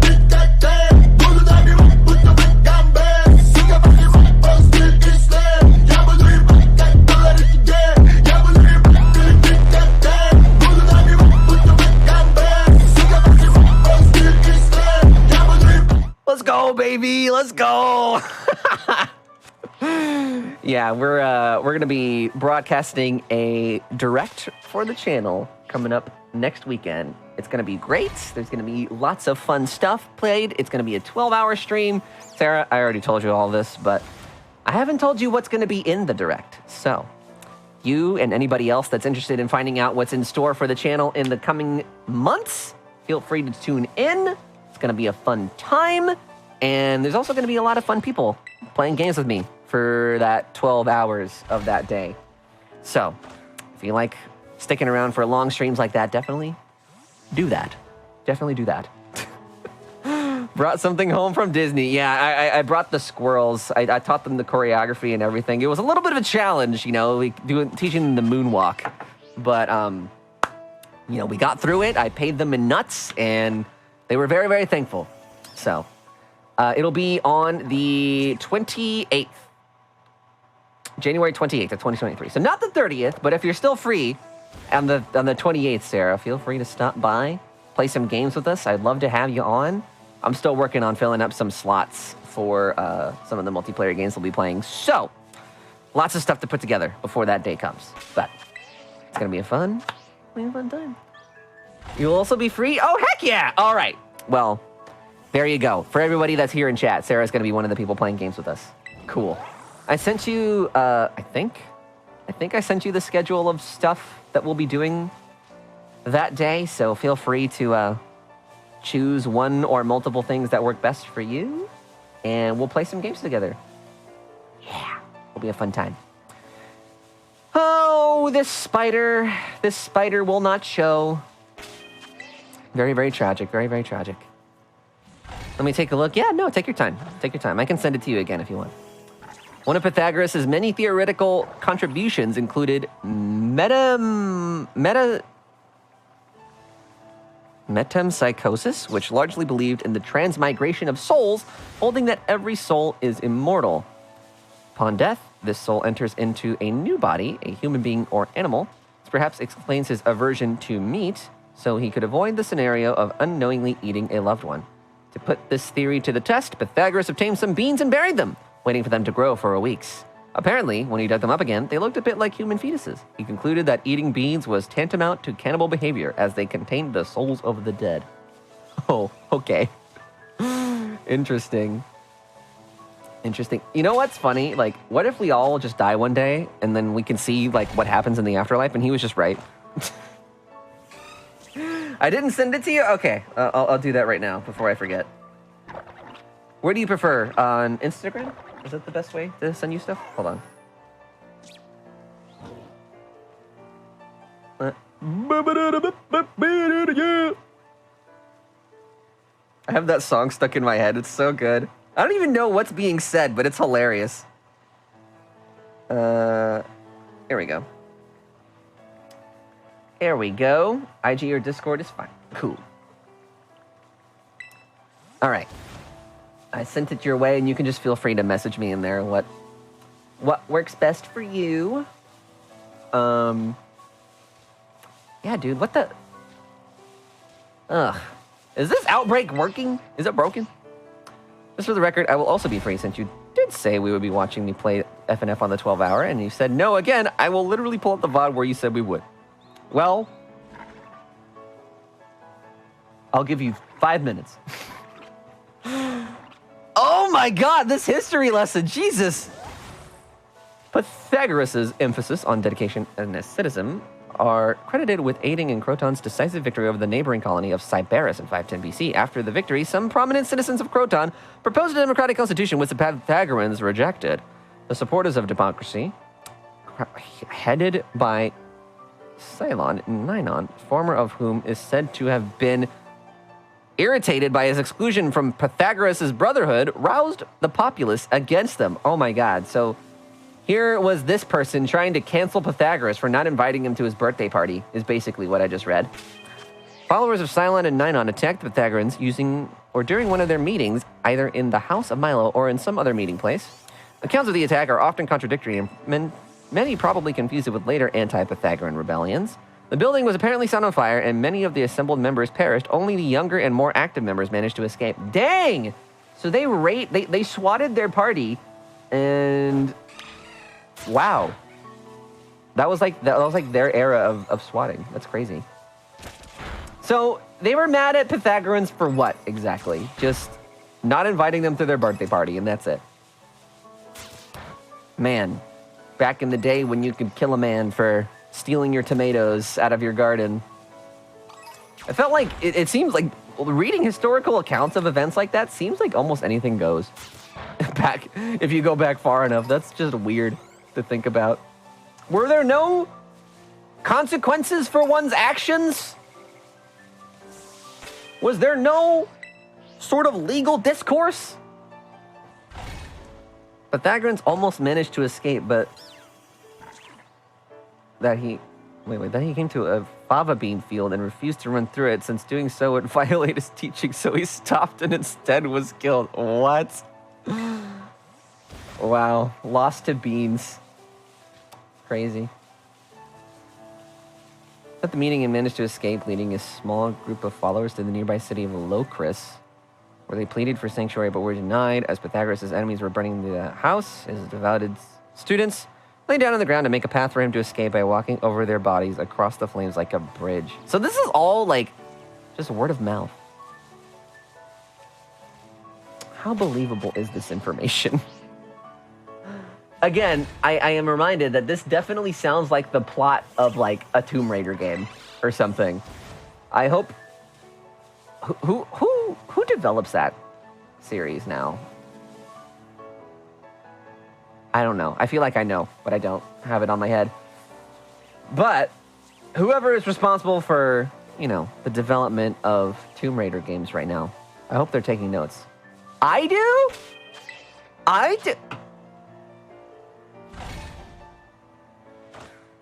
Let me just make sure that I'm taking notes here.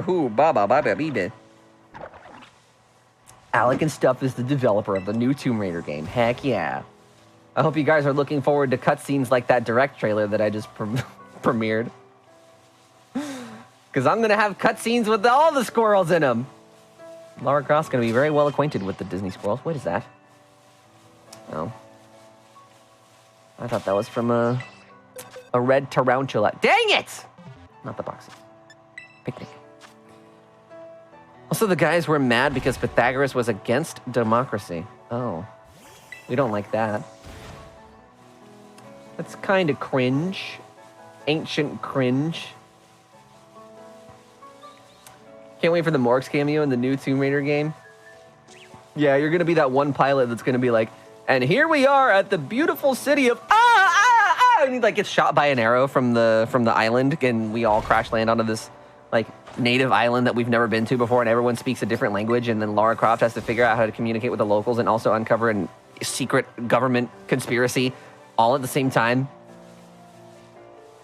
But at least you'll have a pivotal role in the story. Like the story really gets going after Morx gets shot by an arrow. So in reality, you're basically what sets the plan in motion to tell this really epic story in the first place.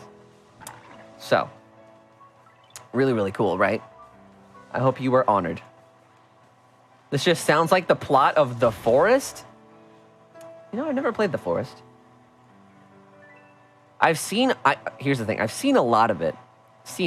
But I've never played it myself. And to be honest, I don't really feel like I want to. I checked Twitter. Bruh, what is that? Who are you asking for, you? That is a dev tool that I will not unleash onto the world, thank you. Thank you very much. Now, if I can just find this stupid spider, that'd be fantastic. Since I'm a voice actor on the project, I know this information. Oh my god. Yeah, Morks is gonna voice Lara Croft. No. His one role is to get shot by an arrow. I said it already. Why is there any doubt? Exactly. Morks knows the role and he's sticking to it. That's why we picked him for it after all. He's really dedicated to the character, you know? I feel like he brings out the best in what we want somebody to sound like when they get shot by an arrow, you know? I feel like Morks just does a really great service at giving us the kind of content we need for that. So thank you for your Oscar-worthy performance. So good, so good. And where's the Spider-Man? It's always like I find one, and then finding another one is just a pain after that. Yes, my one line. And right now, we're flying over the secluded isle of... You spelled that like the dude in SpongeBob that smells SpongeBob's breath in the movie theater. That's how I heard that in my head.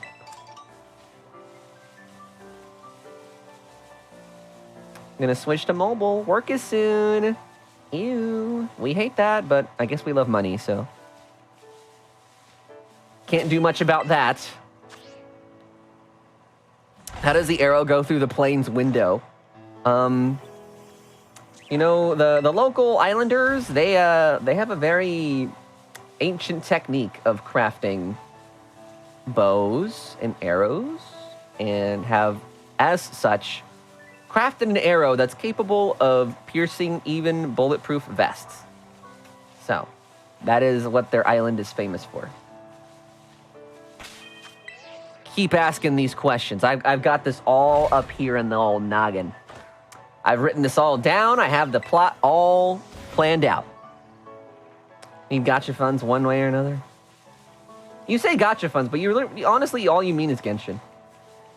Just call it what it is, Nan.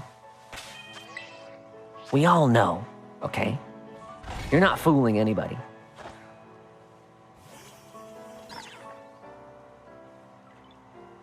Thought we were going with the ballista route for that. No, we drafted it in writing, but we ended up thinking that the bow and arrow is a lot more dramatic. You whale in Duel Links also? I thought you stopped doing that, or am I thinking of Drew? Oh boy. You two and your virtual cards. Although, to be honest, if Go Live, or what's it called?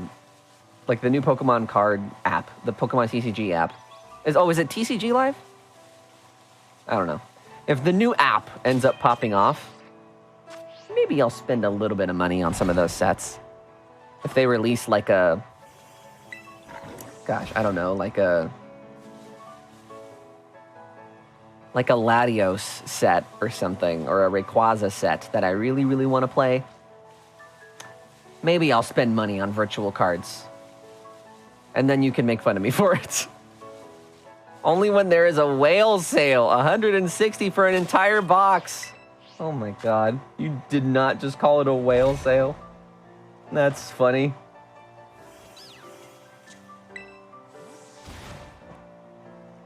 $20 plus shipping for a Rainbow Rare Volo card. That's not bad. Could be worse. Could be worse. There's a card that I bought last year, and it's a shiny Umbreon. It's a shiny Umbreon. I don't remember what set it's from, but I got it graded, and it got a 9. But I bought that card for 120, I think. which I feel like is pretty good value because it came pre-graded already. And that is the last Pokemon card I bought. And also had shipped to me. I used to buy Pokemon cards a la carte like that a lot more. But in recent years, I've gotten a little stingy as to what cards I invest in and which ones I pass on, even though I really want them. Without that sale, it was $400. What the heck is that? What the heck is that, man? That is... Oh. How do you play Yu-Gi-Oh! Without being like a Fortune 500 company employee making 6 figures a year or something? How do people get away with that? That's crazy.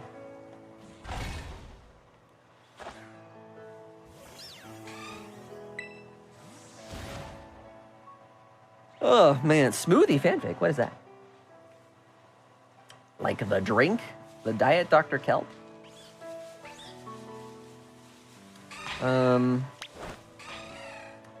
Man.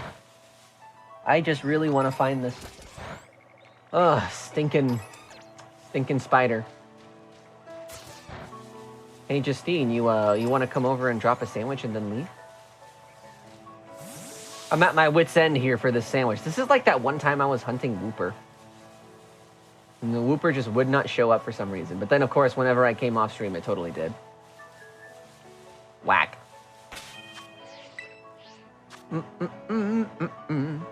Yes, the drink? Wow. Whoa. I don't even know what that means, brother.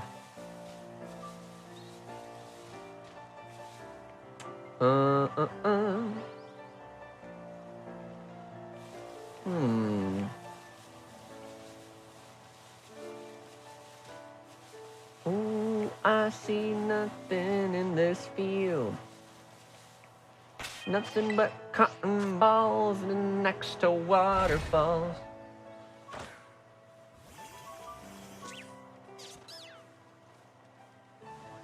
And you name the shiny tarantula after the head dev for the Among Us mod since it looks sus. I could name it... Here's what I could do. I could name tarantula... Charlotte, right? Or wait. In Charlotte's Web, is it the pig that's named Charlotte or is it the spider that's named Charlotte? I can never remember. I've only ever watched the movie once. And it was like in 4th grade or something.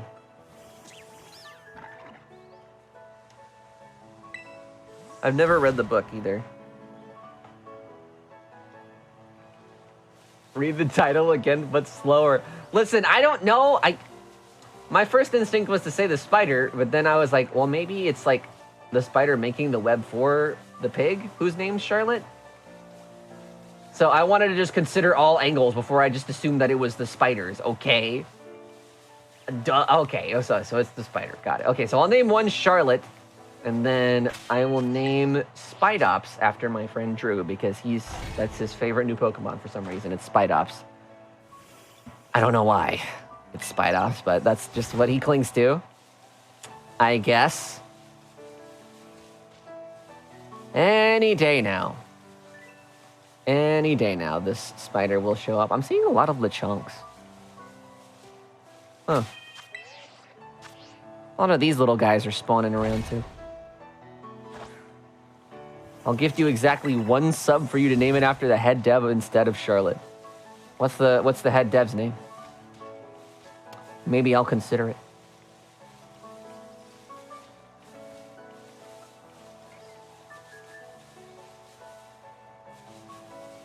Clow? I could do Clow. That's fine. Sure, we'll do Clow.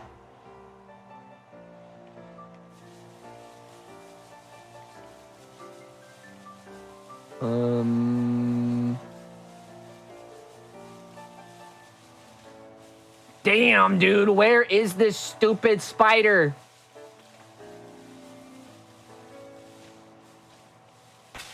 All right. Go again.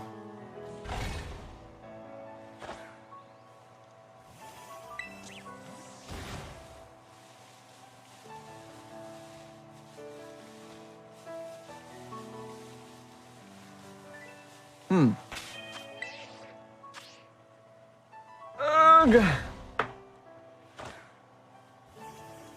Has the sandwich not worn off yet? Oh, it did a while ago. I'm just hanging on to hope that I'll just be able to find it by, you know, raw dog in the odds like this, but the unfortunate part is I can't even make another one because I don't have any more Herba Mystica. So that kind of sucks. You know, whatever. What can you do?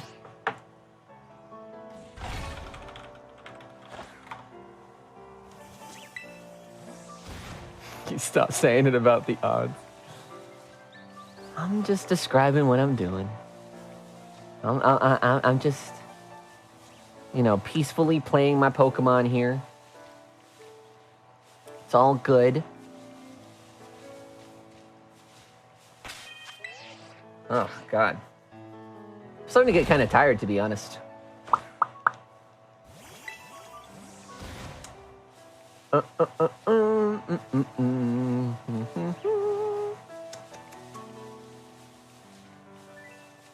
Let's see, we'll give it... I think we'll give it another... probably like 30-ish minutes. And if I don't find this spider, then we'll just continue on Saturday, I think. So we've been doing this for like, what, two and a half hours, I think, on this spider, which is a crazy amount to even considering. Beep, beep, beep, beep, beep.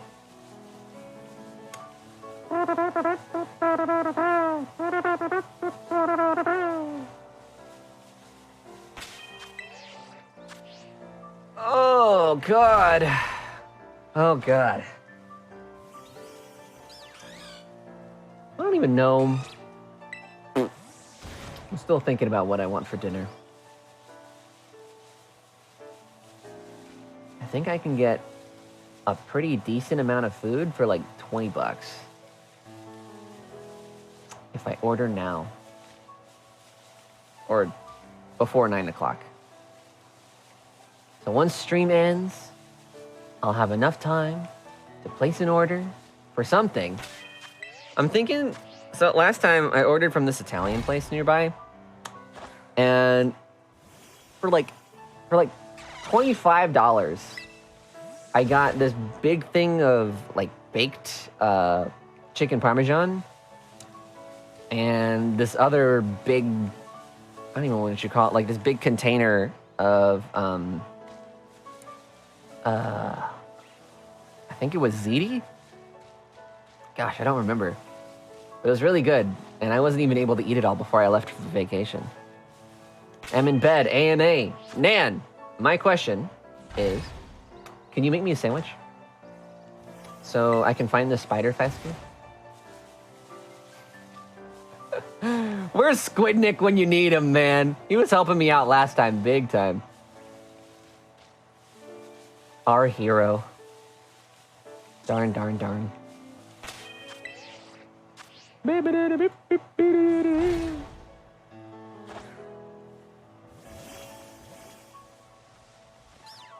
With my one Herba and lesbian power. Poop.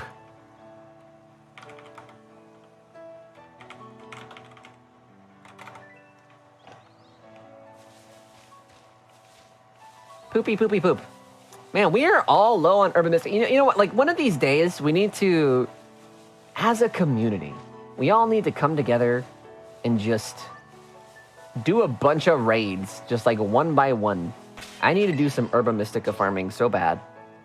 I feel like I'm living stream to stream, just barely having enough to make like one, maybe two sandwiches every time a new one rolls around, every time I go live again. I need to have a good, healthy stock. Like a surplus. Through the power of bar stories. Oh, and then it'll be no time at all. We've got plenty of those.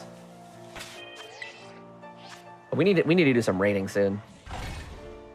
Maybe Saturday we don't do shiny hunting and we just do raids all day. But then at that point, like, how exciting is that really to watch? Do people just do raids? I know we used to do that in Sword and Shield, but Raids are a little different in Scarlet and Violet, and I don't know if it's as fun to watch. I don't know.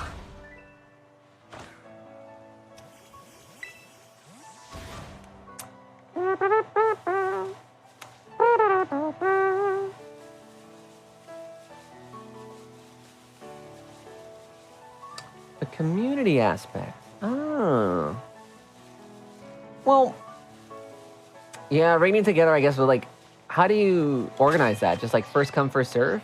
Or is there like a queue? I don't really like doing queues because it's so hard to manage. Unless it's for something like Smash, then it's fine. If we do end up doing raids all day, then just make it enjoyable to watch and do media share. Out. Just like have Kitchen Nightmares in the background. Like in a little square underneath my camera. You know, I've heard that actually makes you absorb the information that you're listening to a lot better than just solely watching that information. That's why people watch like YouTube videos or something while they're eating, or like listen to a lecture while they're playing Minecraft or something. Just what I've heard. It's like a trend on TikTok too, I think. Not the funkin' songs. I'll think about it. If I can't come across any more Herba Mysticas before Saturday, then maybe that day we'll just do like a raid day or something. I really need some Herba Mysticas, something fierce. Those are my last two that I used earlier. My bowl? All right, hold on.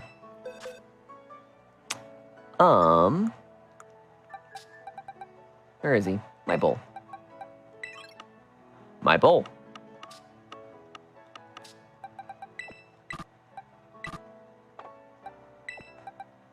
Why did he go over here? Oh, wait, that's not my bowl. I saw an Annihilate and immediately assumed.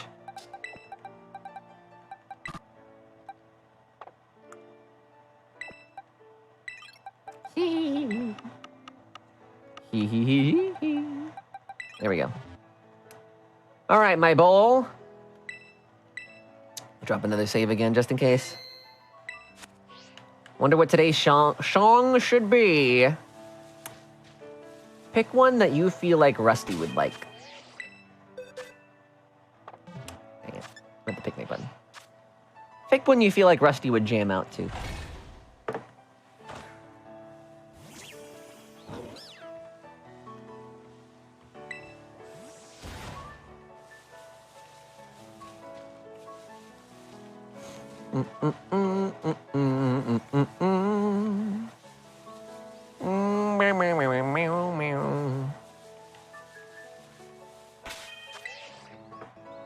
Man. Got one that I feel like Rusty would thoroughly enjoy. Not too fast, but not too slow either. Just like Rusty! Oh, that little guy. I gotta say, every time I come back home from vacations, it is so nice to come back and just see Rusty doing his thing. Like we never left. Like nothing changes. He's always just in his little enclosure, doing some climbing. And it's funny because I'll walk in and I'll see him sleeping, and then as I unpack and get comfortable in my room again, he'll start to wake up and do stuff around his cage. It's so cute. I love him. You know, I was about to name it my door. What's the reason for that? Ugh.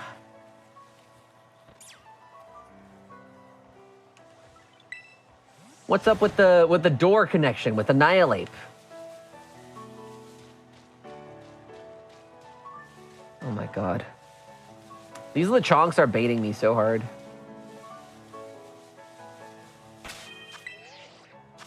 Lame.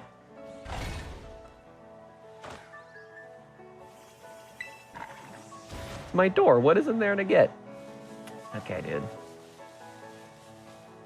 That's how we know you're sleepy. You're saying nothing. Nonsense. Oh, hi, Petey. See ya.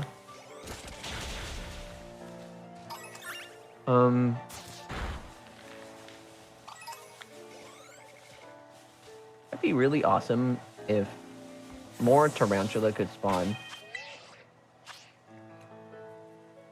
Ugh, man. I just need, like, either... I wonder if more of these actually spawn at night.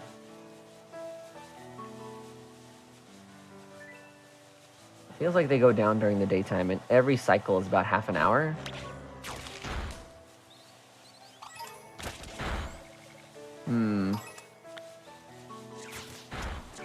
Get these fletchling out of here.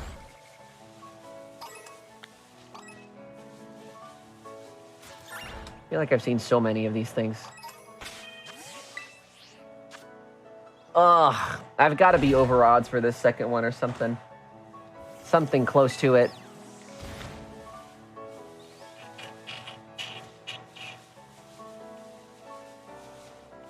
Nor.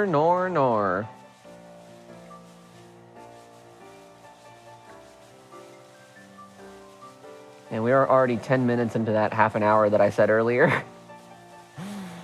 Oh man, the second spider's looking less and less likely. Ugh.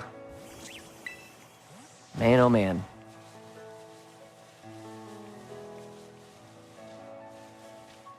I guess I could search for this thing in my own time if we don't get it today, because we might end up doing raids on Saturday anyway.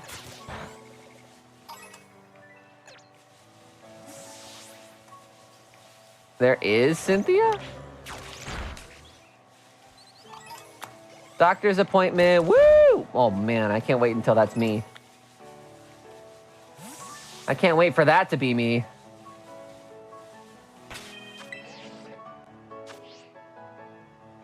What time is the appointment? Oh, God. Come on, spider. Any day now. God, I wish that were me. Don't you guys get, like, free healthcare or something in Canada? Can't you just go to the doctor or no? 9 in the morning, so after work. Ew. Right when you want to go to sleep, too. That's gross.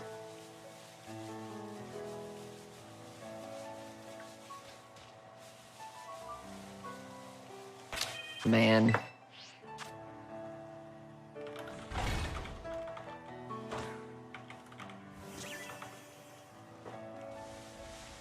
What version are you on? The latest one? I think. It's gotta be. It makes it like my game's auto update. Just look. Oh yeah, well, yo mama. 1.1. There you go. There's only 2 versions. Just FYI.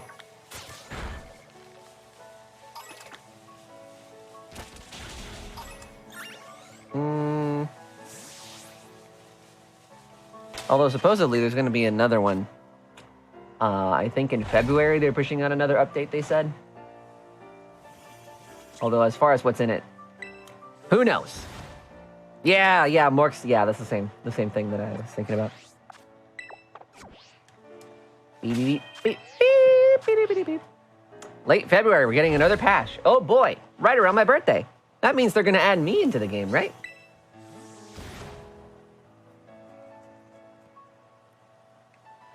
Variant version, not update version. The answer is Violet 1.1. Do I look like a Scarlet player to you? Statistically, the answer would probably be no, just because it feels like there's more people that got Violet than Scarlet. If my friends list is anything to go off of anyway. Every time I check it, it's always twice as many people are playing Violet that are Scarlet. Weird. Weird how that works. But I digress. People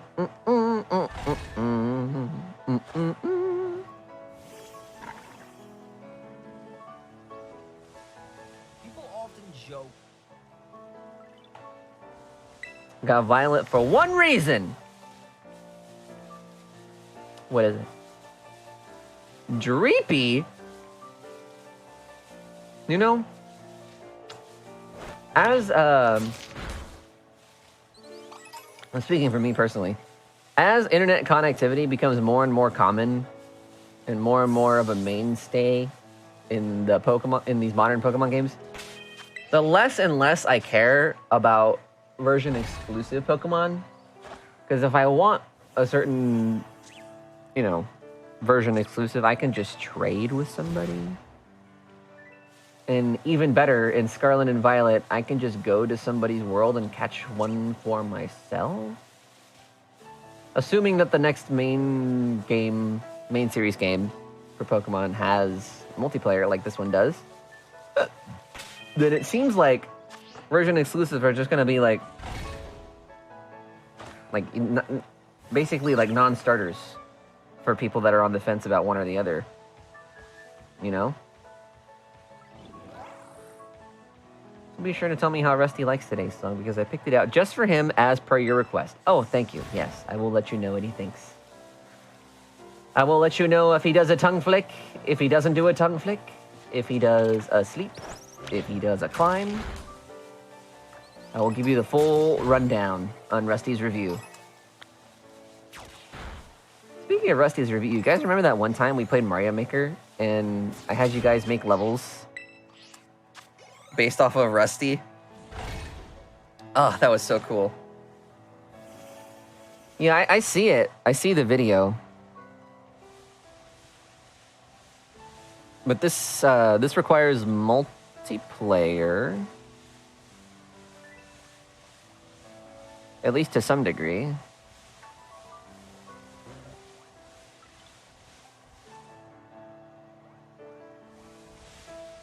Huh. Oh, I don't think I have anybody around to help at the moment. Learned the other day in Breath of the Wild, you can buy photos for the compendium if you miss something like the Phantom Ganondorf unique weapon. Wait, what?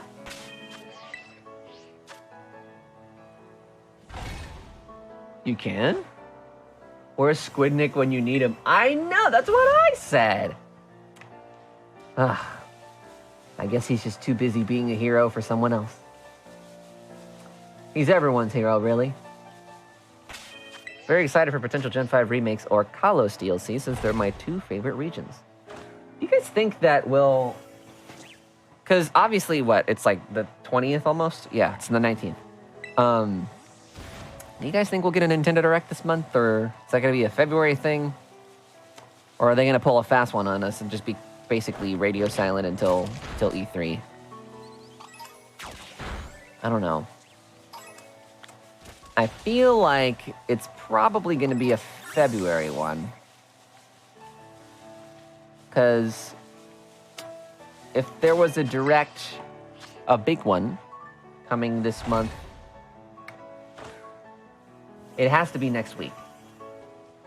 And I'm going to say if they don't say anything by Tuesday, that being the 24th, then it's probably going to be a February presentation.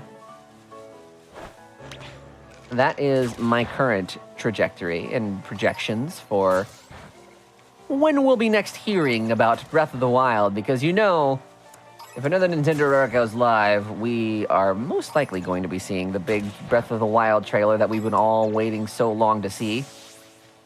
So, I'm thinking it's probably going to be in February. But I don't want to be wrong. I was going to say I'd love to be wrong because I want to see a presentation sooner, but I already have so much stuff to do next week because of getting ready for my Direct on the 28th. And if there was a Nintendo Direct that week, that would make my week extra busy. So to be honest, I could wait an extra week on a Nintendo Direct if they wanted to just do it in the first week of February instead. I'd be okay with that. Oh God. Now that I said it, I'm probably going to speak it into existence. Just knowing my luck.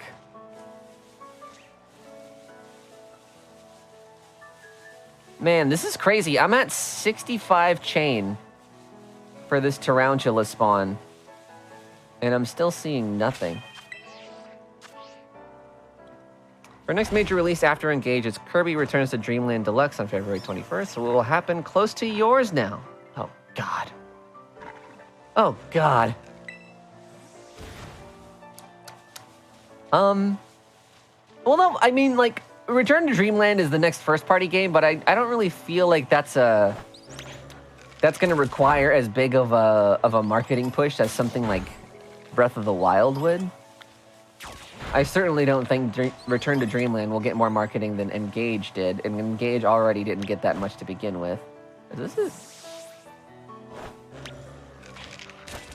Okay, no. I thought that was a shiny for some reason. So, that's just kind of like my current prediction. Could be wrong. Still don't want to overshadow it pre-release. I guess so?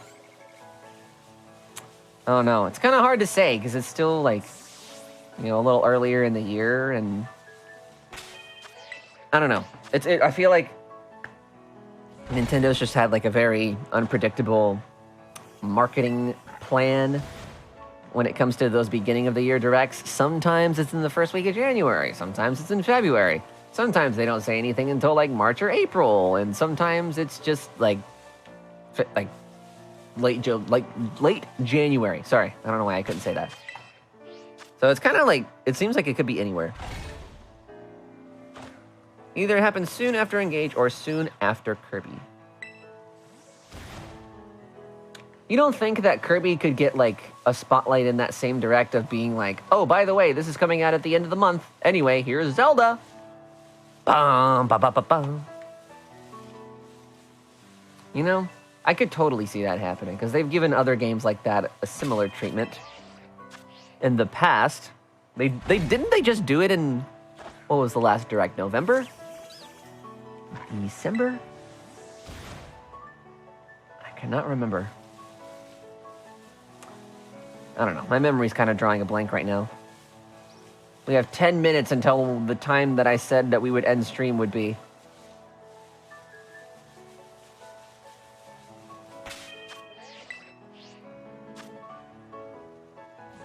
It could, but they'll make sure to space the direct's position.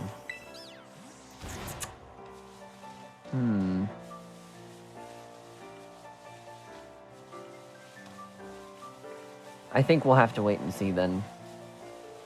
Because it's either next week, at the latest we'll hear it by is either Tuesday or Wednesday. And if we don't hear it from them, then it's going to be in February. It will not be a January direct. Because usually, at the latest, for a big direct like the first one of the year, I would imagine they would probably want to let everyone know at least like 2 or 3 days in advance. 2 at the least. There's no way they would do it the day before. But that's just my own personal take. It could be wrong. I don't hope that it is. I hope that it is right. Because I don't want a busy week, but who knows.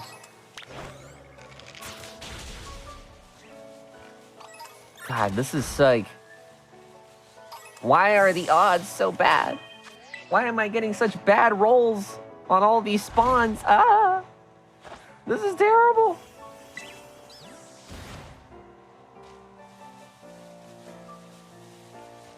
Okay, let's see. Surely this thing will spawn in the next 10 minutes, right? Surely.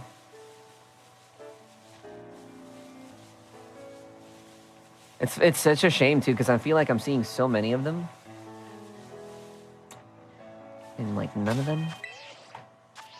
them are shiny. None of them! This is just whack.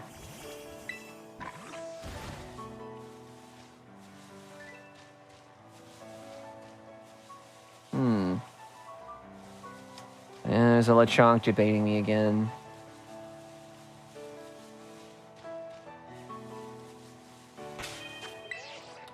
Here's Corin's hot take on Zelda adaptation. I want DreamWorks to do it over Ghibli. And I feel Ghibli, while good, might not mesh as well with people think with Zelda, while DreamWorks, when given good material, brings the vision to justice. I don't know. I'm okay with all of those, to be honest. Or as man. I just love... Is it Ghibli or Ghibli?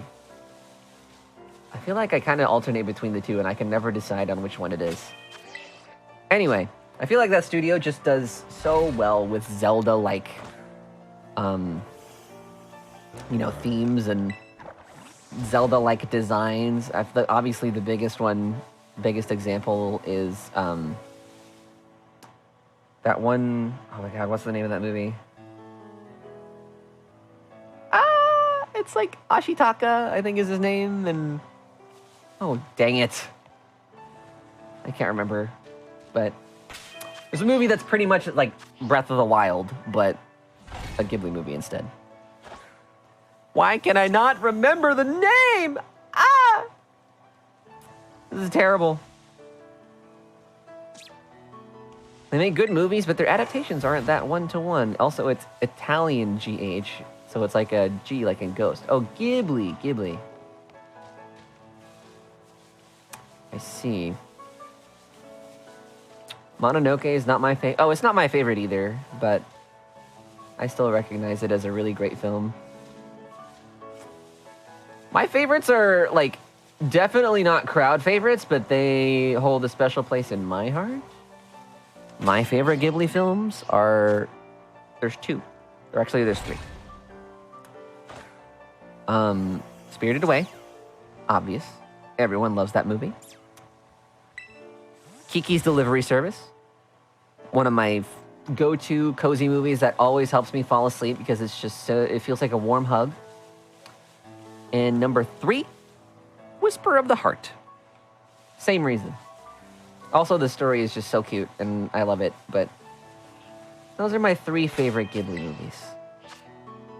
I don't think, what is it? Howl's Moving Castle, I don't really feel like that one is one of my favorites, like a lot of my other friends say. I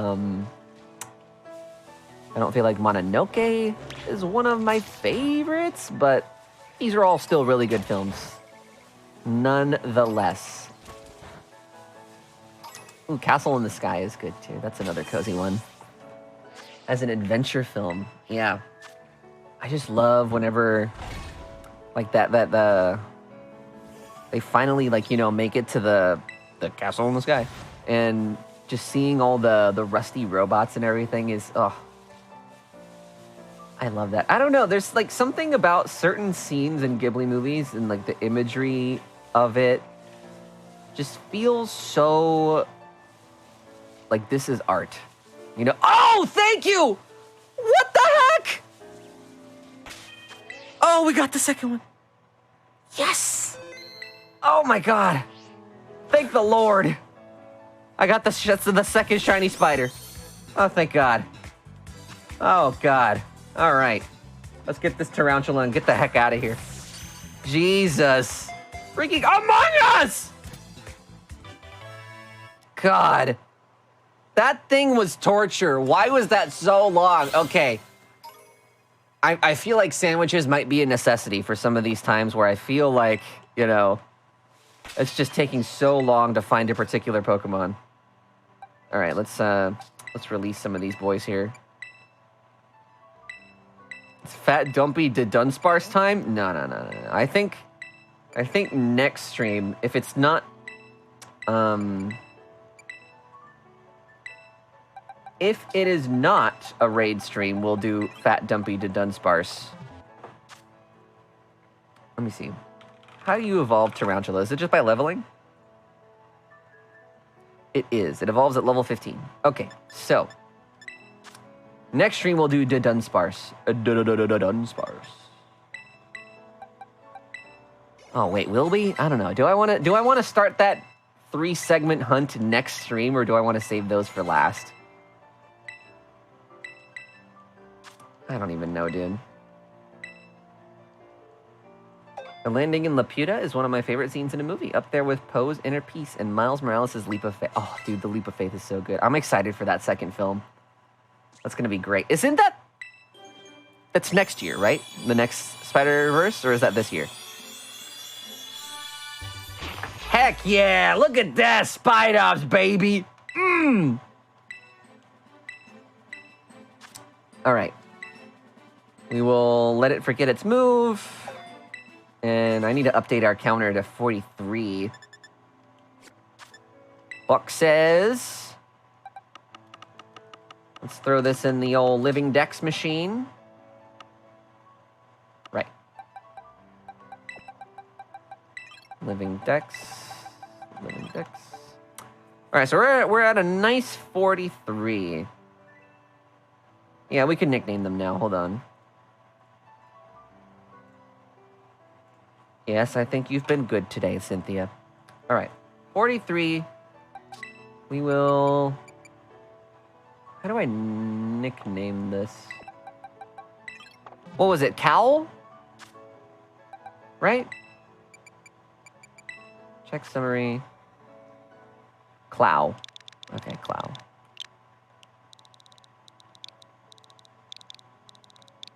Whoop, Clow. There you go. Puggies. We'll stick it back in the boxes. Can you nickname them when they're not in a box? Or when they're not in your party? All right, let's drop a fat save. I think today's progress has been pretty pog. Let's watch this video. Whatever this is.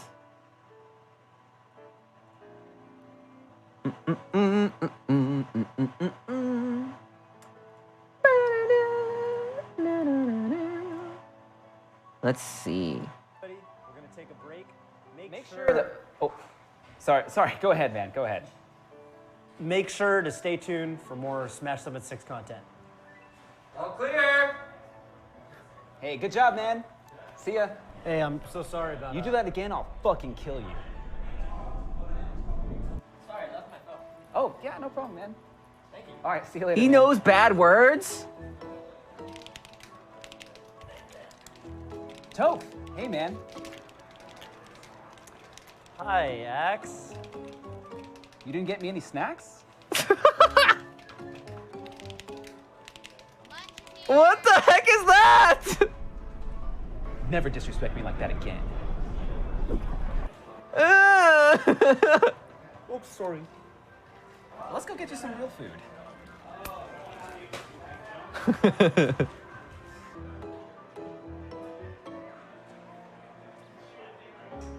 That house must smell awesome.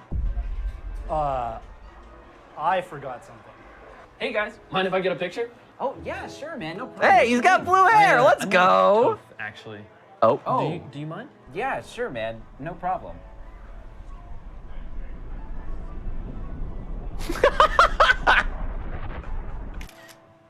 Thanks. And Toph, big fan.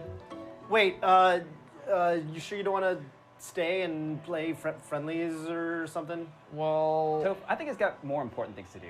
We don't want to keep you. Hang out? It'll be fun. I said, I think he's got to go. yeah, I'll see you guys later. Why? Why? Toph, run! Aw, man. I wanted more of Toph being a menace. That was good. That was good. I didn't know freaking Axe knew bad words. Is that allowed? Bruh. Some of the skits are so funny. Yeah. It's a bunch of gamers all in one roof. Love that. All right, guys. Puss in Boots: The Last Wish, Kung Fu Panda 1 and 2, and How to Train Your Dragon trilogy are mainly why I see Zelda overall meshing well with DreamWorks. Plus, a lot of animation industry workers in the West are big Zelda fans. Hard to see who's not for me. No. All right. I think that's pretty much going to be it for today's live stream. It was a good day back. We almost went for 4 hours, which is actually a little longer than I was anticipating to be live. So you guys got to see a little more of me than I was initially planning. So poggers for that. But yeah, thank you guys for taking good care of me today. It's been fun. Sorry I was gone for a while. You guys already know some stuff came up while I was on vacation, and it made it just a little hard for me to be on the internet or exist in any other way other than just self-preserving, you know what I mean? So thank you for being understanding of that. And anyways, we are back in motion. As you can see from today's announcements, we've got some pretty fun content on the way, and I'm excited for you guys to see what all that is, what all that will be. And that being said, I think I'm gonna go get some dinner now and probably take it easy for the rest of the night. So anyways, you want to see one more final? Okay, all right. We'll do one more final video. For those of you that may have not seen it already, we've got a direct coming up soon next weekend. It's going to be a really fun time. We got a bunch of awesome creators going to join me. We work really hard on it, and it's going to be a great time. I hope.